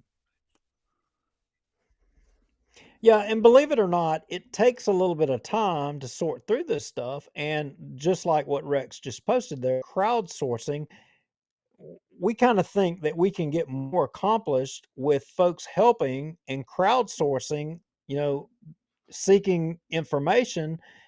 We think it might make things a little easier, and it might help to get more information. And anyway, if you're interested in volunteering, shoot us an email, bossierwatch@gmail.com. And if you don't want to be identified, that's fine too. Do the old Proton Mail thing. Yeah. I want to put a comment up here. So Ellen... Actually, I guess we would have to... Oh, go ahead. Go ahead. Oh, I was going to say... Oh, that was a silly comment. I mean, I said, like we want somebody that's going to do a public information request for us to send us something anonymous on Proton Mail. Nah, it defeats the whole public information deal. But anyway, Ellen Weiland, hope I said that correctly, had a comment from the YouTube side. Are you still going to cover the constitutional amendments soon? Yes, let's make a pledge to cover those next show. Next show will be a perfect show to cover all those. We had quite a bit of things come up today. We were planning on doing it today, but next show we would definitely have that front and center. Yeah, and we appreciate your comment and coming in from YouTube. Okay, so are we going to go into this investigation deal, or what shall we talk about now? Yeah, so we're definitely going to go there. So last show we talked, we shared a Proton Mail email, and we said as a result of that email, we said that this show we were going to talk about, I don't remember how we coined it as to what we were going to talk about, but maybe you remember, Rex. But we said that we were going to drop some information in the show. As a result of, I think, sharing that email, I know as a result of sharing that email and sharing that we were going to report on, some more things going on as it revolves around Bossier City and maybe the Bossier City Police Department, that generated some more Proton emails. And actually, I don't know if it's going to pull up right on my screen. Let me share. Yeah, I'm sharing. All right, let's see. There we go. Let me try to resize that. Give me just a second. Hold on before you make it bigger or smaller. Let me resize it on mine. Oof. Yeah, this is going to be a challenge. Oh. Hold on, you may folks. need to do it on your end. Yeah, is that one in one of the cuts? Yes. Okay, let's see. Which one were you on? Cut 1? Cut 1. All right. Let me drive. Wow. Okay, yeah. Long email, so it's kind of tiny.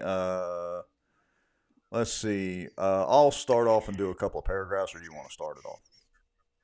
Go ahead. All right. So it's Bossier Watch. The email you read out at the last show, obviously from Estes or some of the handful of people who actually support him. They like to throw Worley and Barclay under the bus. Those two deputy chiefs have been successful officers, successful supervisors, and successful deputy chiefs. They have had a stellar career at the police department. Estes cannot say that. Estes was removed from every specialized division he was at in the police department, and not by his own choice. He is weak and no real leader. He can be somewhat articulate, but doesn't have the spine to back it up. The Midnight Massacre on July the 2nd of 21, he moved over 20 people for no reason other than vengeance. When Worley asked if he could talk about this, Estes said, "No, I don't have time." That one event totally split the department. Estes placed Vince Brown over White Collar, who had been recently investigated. Let's see. This, sirs, is a fact. Brown is known to talk down to anyone under him. White collar investigators hated him. Brown has no friends at the police department. Then a constant complainer and negative person was placed into crime scene. Plus, Sanford was front and center of every decision Estes made. I'd like to point out, so was Tommy Chandler. These are the kinds of people he surrounded himself with. He and his followers hated the Civil Service Secretary, Karen Maxwell, a nice lady in her 60s that Estes bullied and preyed on. I don't really see that, but anyway. Jacobs and Chandler didn't know civil service and relied on Estes and Sanford, who both thought they knew civil service. Maxwell contacted Baton Rouge, the Office of State Examiners, for everything. Well, Estes didn't like that because what the city did to McWilliams was a total violation of civil service, and he was the one advising them. Now, with that being said, what Chandler did to Estes was in accordance with civil service law. His office contacted the Office of State Examiners to verify prior to removing Estes. And I'll pause there for a second. This is all over the map. Anyway, so it does. It's a mixed bag for sure. Right. I mean, he's saying it's a mixed bag. All right. So I'll continue. Well, the thing is, I'm going to say this at this point. I'm going to say this so far. You know, the thing is, there's nobody that's perfect at civil service law. There really isn't, and it's no rocket science that whoever is down there should be calling the state examiner to get advice on the civil service law. And to think that not just here too long ago, Charles Jacobs and the mayor wanted to hire a former Bossier City employee to, be an advisor to the city attorney's office on civil service matters. Yeah, I would like to remind everybody that basically any legal situation or any lawsuit, 50% of the attorneys in the courtroom are wrong. So just because you say you know the law and have studied the law doesn't mean you're absolutely right. All right, so let me continue on. It says every civil service meeting where McWilliams was a subject, he had at least 12 to 20 people there to support him. How many showed up for Estes? 0, none. Estes said the more important thing to him is his integrity and his family, blah, blah, blah, and all the lies he told. That guy blamed the mayor on most of his bad decisions. Chandler had Estes pushed on him by Julian Whittington. Oh, he's invoking the good sheriff. And his people. Estes wanted to run for sheriff. He liked to talk to you like a politician, but then he would send emails instead of looking you in the eyes. You guys talk about McWilliams' faction and Estes' faction, and, well, this is a prime example, folks. Well, guess what? McWilliams retired and Estes is out. No more sides. Well, there's the Tommy Chandler side, but that's beside the point. Oh, wait, he mentions him in the next sentence. Chandler and Jacobs never let Estes run the police department, has been said in Estes' defense. This statement is not exactly true. Estes had free reign for over 9 months. Once Chandler and Jacobs realized that the police department was falling apart, they made Estes run all moves through the mayor's office. I'm not a fan of Jacobs or Chandler, but those are facts. You want to pause there for a second? Well, so let's talk about facts. What is a fact on the Midnight Massacre? Was or was there not a city attorney involved in making all those moves that night. Ding, ding, To ding, ding, whomever, ding. you know, the anonymous Proton Mail person that sent this, was there or was there not a city attorney involved in that from day one? You know, Jacobs and Chandler didn't know civil service law, you know, and relied on Estes and Sanford. Now, on this one, I'm going to jump out there and I'm going to say, you know what? Estes may have gave Chandler some bad advice on civil service. If in fact Estes was given advice on how to handle the McWilliams thing, I would argue that, yeah, he gave him bad advice if he's the one that Right. gave him bad advice.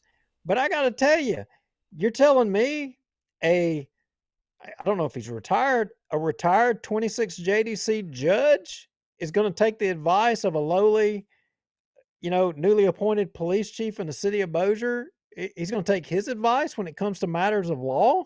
Well, wait a minute. I've got to interject there, being the sarcastic person that I am. I know you do. That actually may be true. The way you put that, it may actually be true. I mean, we all know Jacobs can't even read a contract.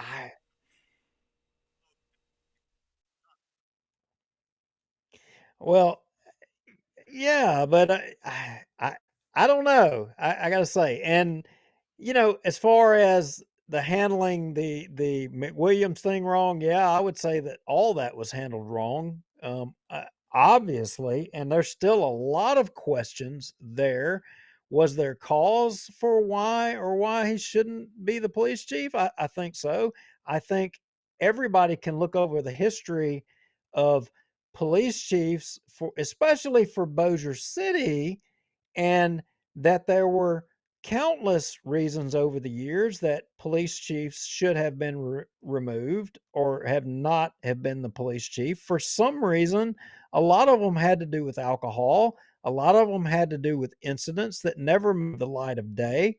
And I can probably count on countless retirees right now who could jump up right now and cite incidents that took place that, you know, in a world that was right side up would result in termination of a lot of folks. But I digress. I'm getting off track here. You want to keep going?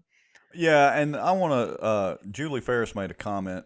Said Chandler tried to promote the new chief at a SOBO meeting and was met with silence. Julie, was that at a recent SOBO meeting, and was that Tommy trying to promote Haugen, or was that the one where Tommy had Estes there? Let me know in the comments or whatever. Yeah, let me continue on with this email. So, let's see. I can also and wait a minute. One real quick. Hold up. Real quick. Okay. No more sides. To whoever wrote this, the police department, and it goes for, and y'all know I was a fireman. I mean, there's going to always be a side. It's never going to be no more sides. That's not how it works. It's not. I mean, I hate that it's that way.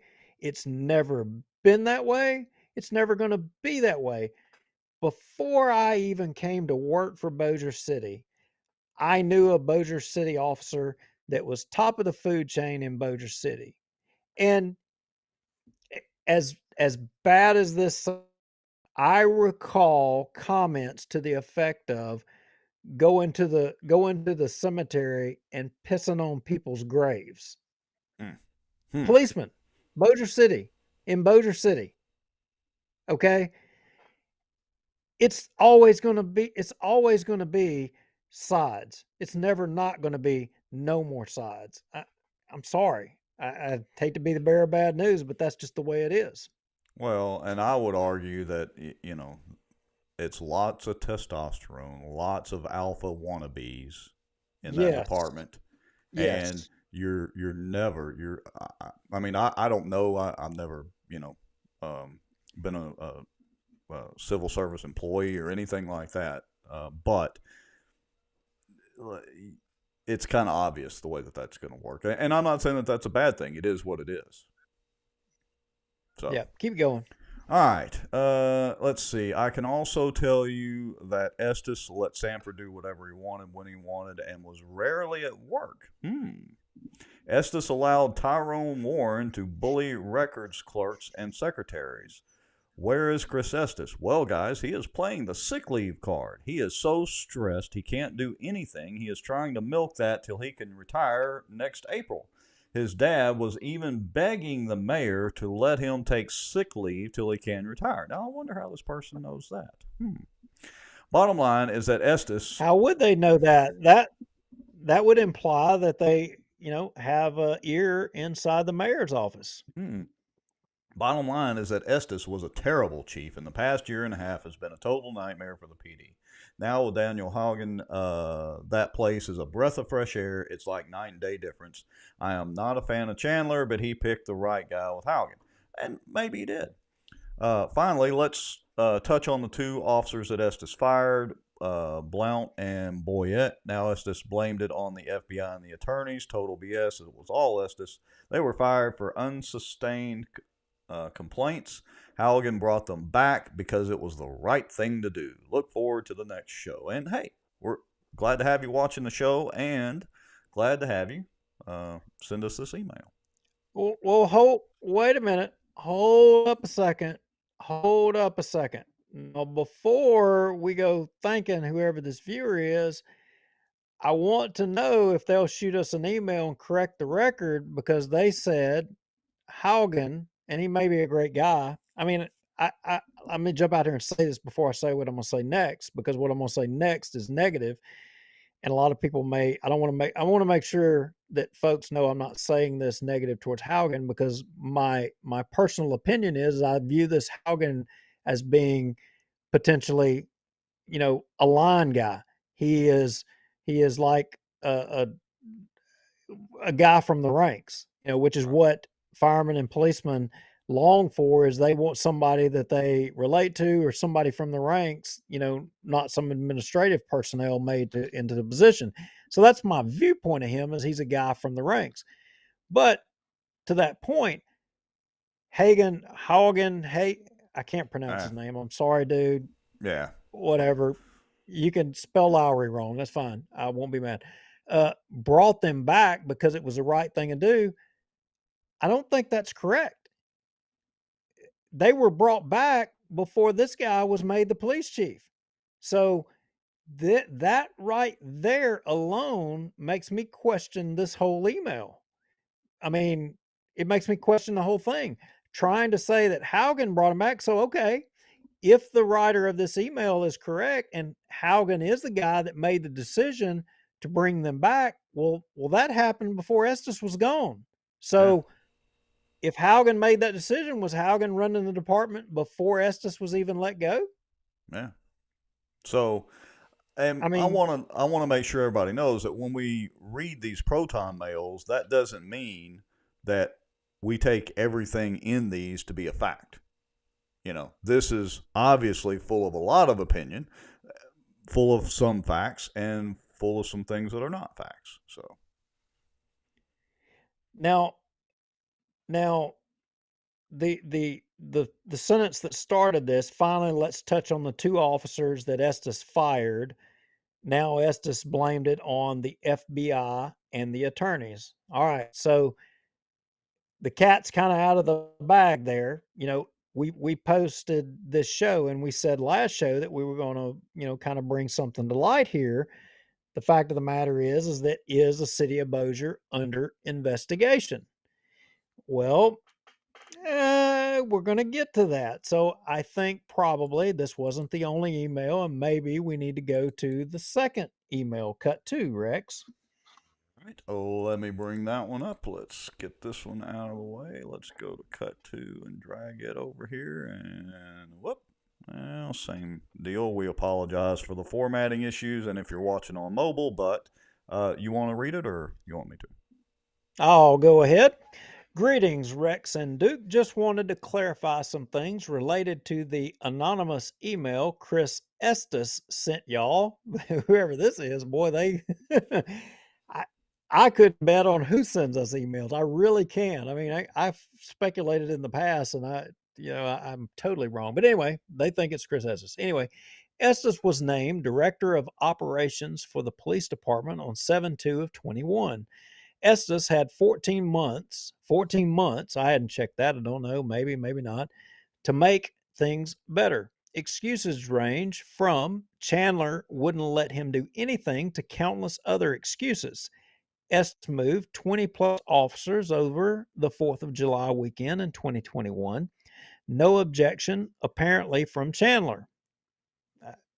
I agree with that. Never heard him. He had a problem with any of it. Estes was allowed to run the department into the ground before the mayor had to step in and stop it. No one ever saw Estes, and he hid in his office daily.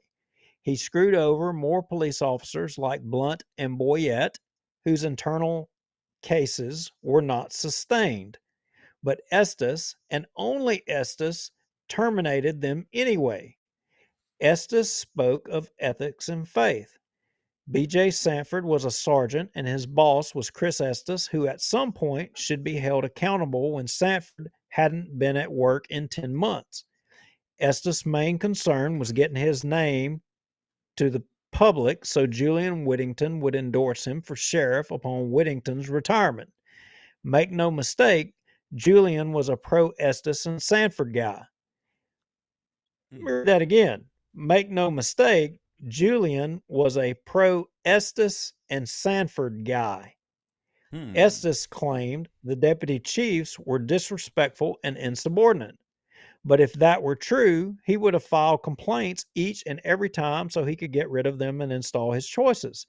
Estes sure did not mind filing complaints on plenty of other officers and records clerks. By the end of his reign of revenge, he may have had 8 people that still supported him.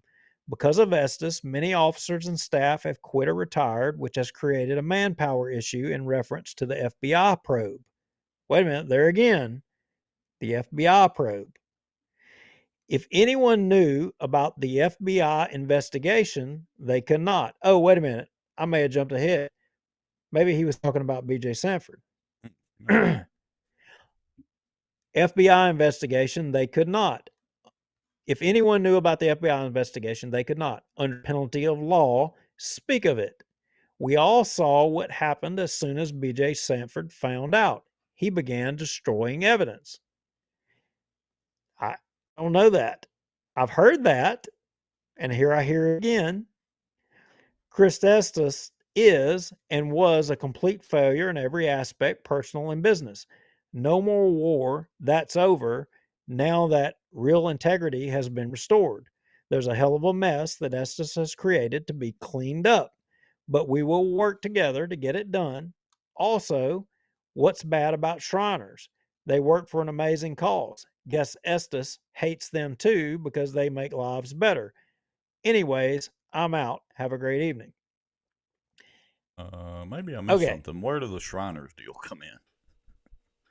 Well, I think in one of our shows, I mean, somehow or another, we talked about the point that Hagen, or maybe it was in one of the emails, was he was a Shriner, or it was a question of where he was or he wasn't a Shriner.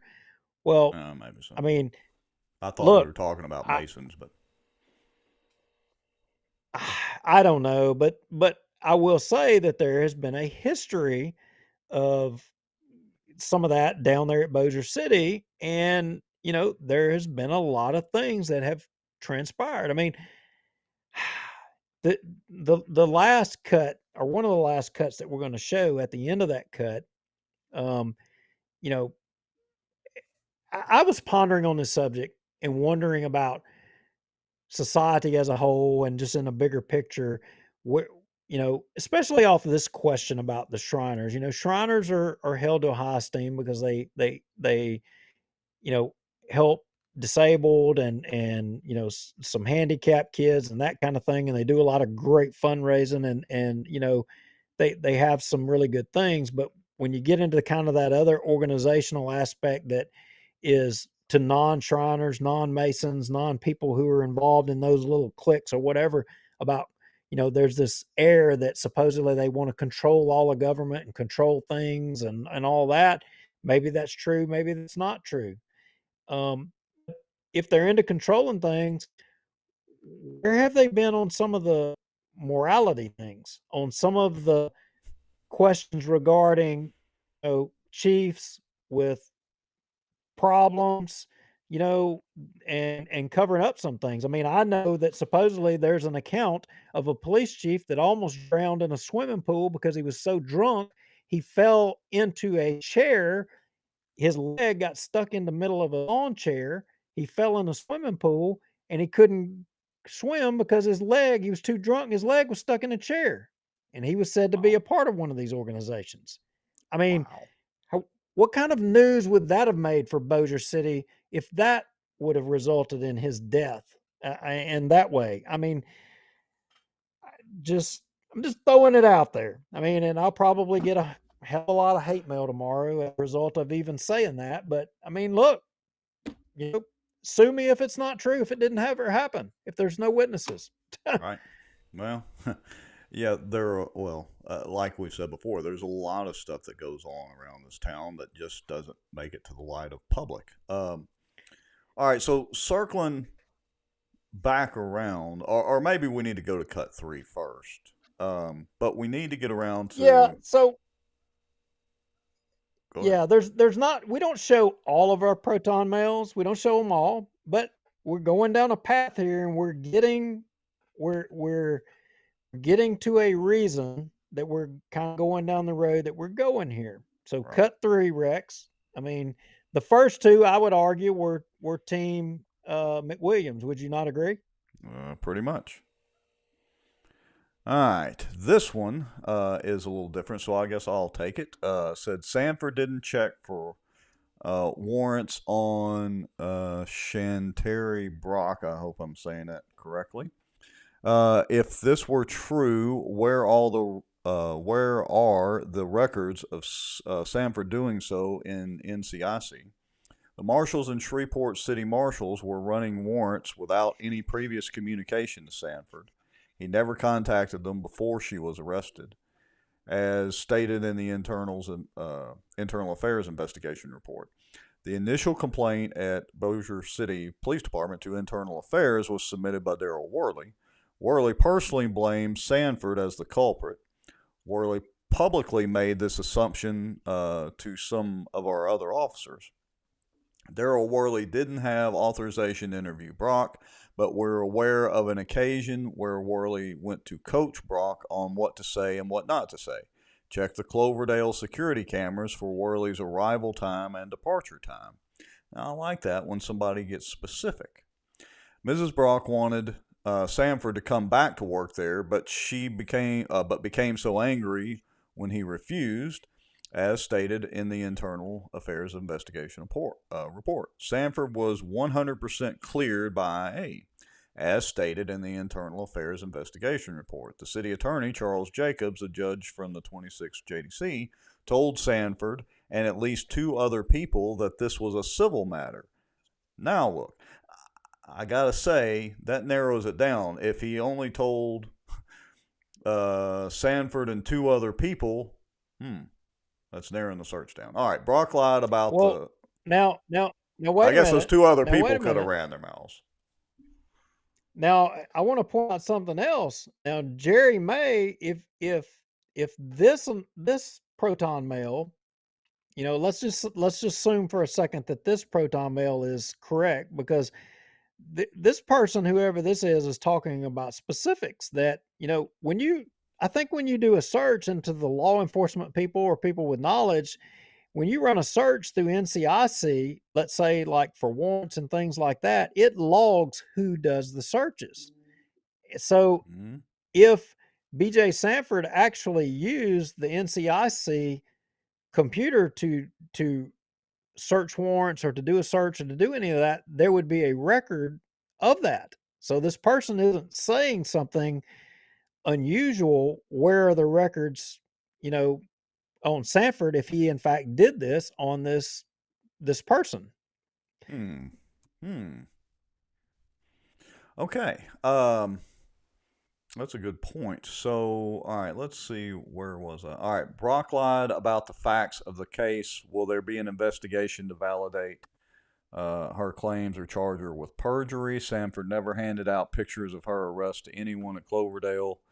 The jail would have records of this. What about the security footage? What about interviewing people? There are provable claims that can easily be verified to give Sanford a just and fair legal litigation. Jacobs' wife contributed to Chandler's campaign, so did members of the assistant DAs. Jacobs initially said this was a civil service matter, but now he and Schuyler feel differently. Are they worried about that Sanford will spill the many secrets he knows, or worried that the feds might be cutting Sanford a plea deal in exchange for his corruption to fry bigger fish? The truth needs to be told. We can no longer stand by and hold our heads high knowing the fate of a fellow officer is sealed without pursuit of truth. Who's to say one of us isn't the next to be executed if we commit a crime equivalent to the criminals Schuyler cuts deals with? On our honor, we vow to never betray our integrity, our character, or the public's trust.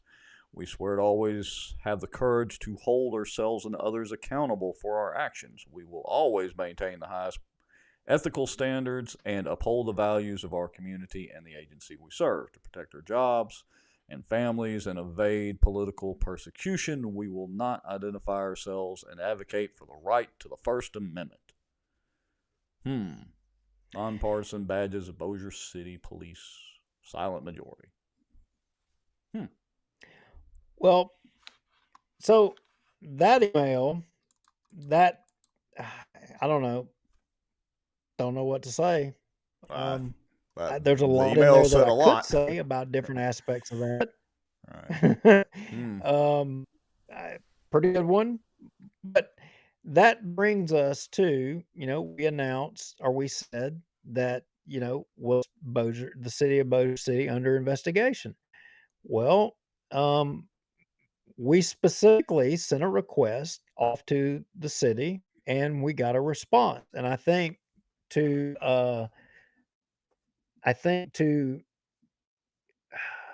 let's see. Let me go back over let everybody here. know kind of what we're alluding to.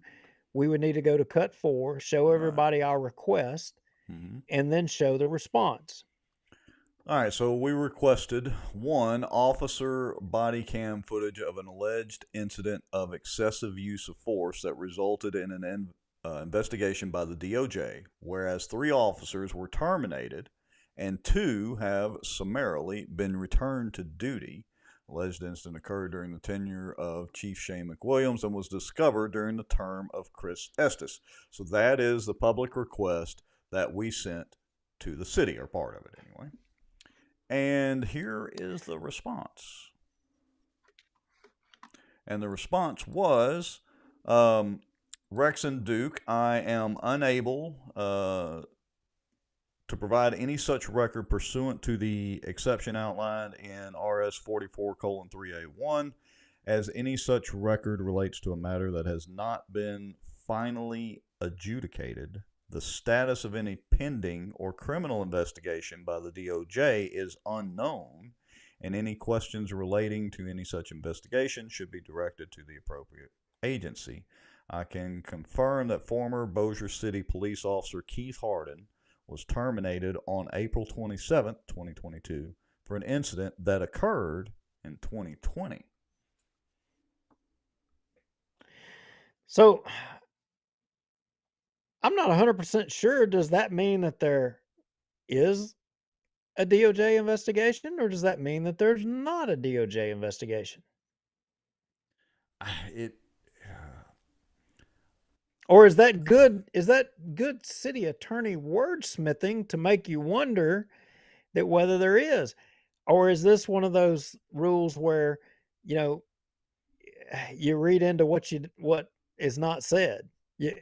You read what's said, but then you read into what is not said. Well, I wouldn't put any stock in great wordsmithing by our city attorney, but miracles do happen every once in a while. I would tend to lean towards the last part, the last one, to read between the lines, maybe. Well, the question would arise that if, there were in fact 3 officers that were, fired or, let go or what have you, and 2 of them have received their job back. Now, as you know, in one of our anonymous emails earlier, they said that the new police chief gave them their job back. Well, Mhm. I mean, we we understand that that's not the case. They received their job back before the new police chief, while Estes was still the police chief. So, one, how did the new police chief, whoever sent that one, how does he give credit to the new police chief for that? And if nobody could talk about the incident where it was decided that 3 people were let go, they blamed Estes for it. How do they know that the city attorney's office and the mayor didn't direct Estes to take the action that he took? Again, somebody can say I'm carrying Estes's water, but you can't know. If it is a federal investigation, I mean, do you have a special information privilege that you're able to send that we can't? I mean, unless you were involved in the incident or you're in the mayor's office and you have intimate knowledge. I don't 100% know here, but I'm scratching my head just a little bit, Rex. Am I off track here? No, and look, we're not trying to reverse engineer an email and figure out a Proton Mail and figure out who sent it. I mean, that's the beauty of Proton Mail, but that's why we also say don't put any personally identifiable information. And, folks, when you send us information, you need to be careful of how you word it so that, the choices could not be narrowed down. Because Duke and I have said this before, not everybody watches this show live because they don't want their name to show up, if they're watching on Facebook, or they'll come in and watch it on YouTube later. So plenty of people watch the show and do so anonymously, including our benevolent overlords. Let's just put it that way. Well, the thing is, and here is how this will end up. There is apparently, body cam footage of an incident that took place in Bossier. I mean, it is alleged that there is a federal investigation ongoing in Bossier City. There were officers that were let go, and there were officers that were a part of this incident that were brought back to work. And you have a faction of folks, obviously, that believe it was solely on Estes. And I would suppose that there's Estes people that may or may not know and would say that Estes didn't have nothing. He was directed, by the mayor's office or the city attorney's office to take the actions that he took. But one thing's for sure, you can't have your cake and eat it too. The body cam footage, in my opinion, is ultimately going to prove out whether there was, something wrong or there was not something wrong. Now, is this a situation where we have the thin blue line debate? Um, I can tell you, yeah, there's an occasion where that kind of thing takes place. I, I mean, and as horrible as this sounds, is there a time that it should be? Yeah. A lot of you may not can understand it and may find it offensive. Let me pose a rhetorical uh, or a hypothetical situation. Imagine if you were on an ambulance.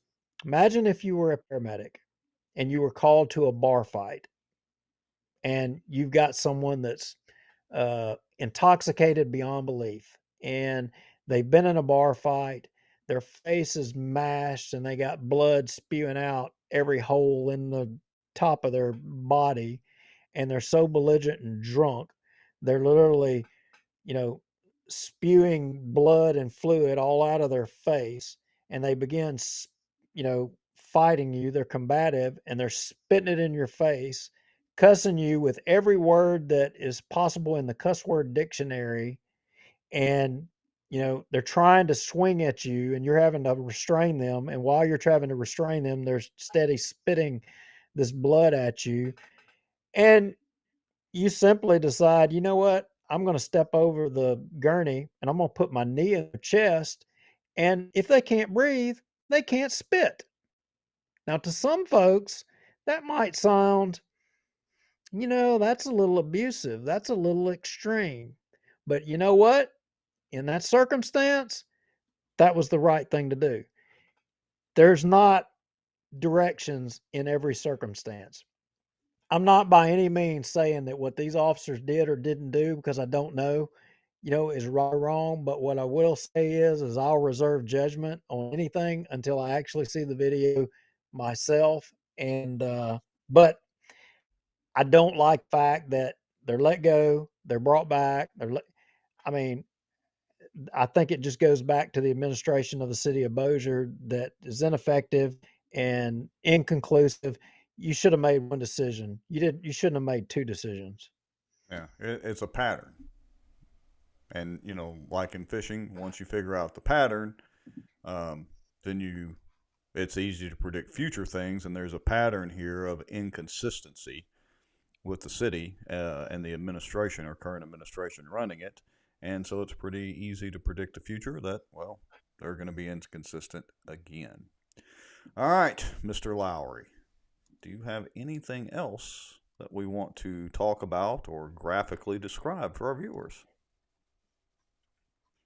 Well, I would say, segueing off of this thing with, is Bossier City under federal investigation? Well, I think the question is still sitting there because we don't know for sure. And I think that last email saying that why did the DA's office suddenly bring up charges? That's an interesting question. And I would say that I think there's some subject matter that is going to come to the front doorstep of the DA's office sooner rather than later that we'll have no choice but to discuss on this show. And I don't know when we'll be ready to kind of go there. We're still doing some research on that one. But this one right here, I think we're going to put in public information requests to the Department of Justice and see if we can get anything from them regarding an investigation. I don't know. I don't know how that will go, but we will see. I'm not expecting anything out of them. All right. Well, we obviously have plenty more to talk about week after week after week after week. We appreciate everybody watching. We were running about 80, 90, maybe 100 people watching. That's great, especially when it's been a relatively slow news week compared to some. So we're glad to have all of you watching and commenting and emailing and Proton mailing us. We'd like to remind everybody to please be appreciative of Michael Ferris at Pelican Training and Consulting and David Womack. He is an excellent contractor, so y'all make sure and let them know you appreciate them donating a little money to the cause to help pay for the software and all that. I would also like to remind folks, we do have coffee mugs for sale. If you want to purchase one, I've got a couple on order. And we're going to have some new stuff, some T-shirts, and try to come up with some funny logos. So we'll have all that available eventually at BossierWatch.com or BossierWatch.org. It doesn't matter. You can go to either one. Proton mail. Hey, you guys know the drill. And what else? I'm thinking the Ferrises, I'm thinking they're going to have an interesting couple of days or nights. I don't know. It looks like they got their own little debate going in the comments. Yeah, no, I wonder how that goes around their household. But anyway. Which is it? Is it the McClanahan Lodge or is it a walk-in cooler? I don't know. Which is it? Yeah, no kidding. All right. Got anything else we want to discuss, Duke? That's all I got for tonight, my friend. All right. As usual, it's dinner time for me, so we'll see everybody next week, same time, same place. Good night. Jessica says, Tommy's new vehicle wrap. We may try to sell that too. All right. Good night, folks, y'all. Have a good week. See you next Tuesday.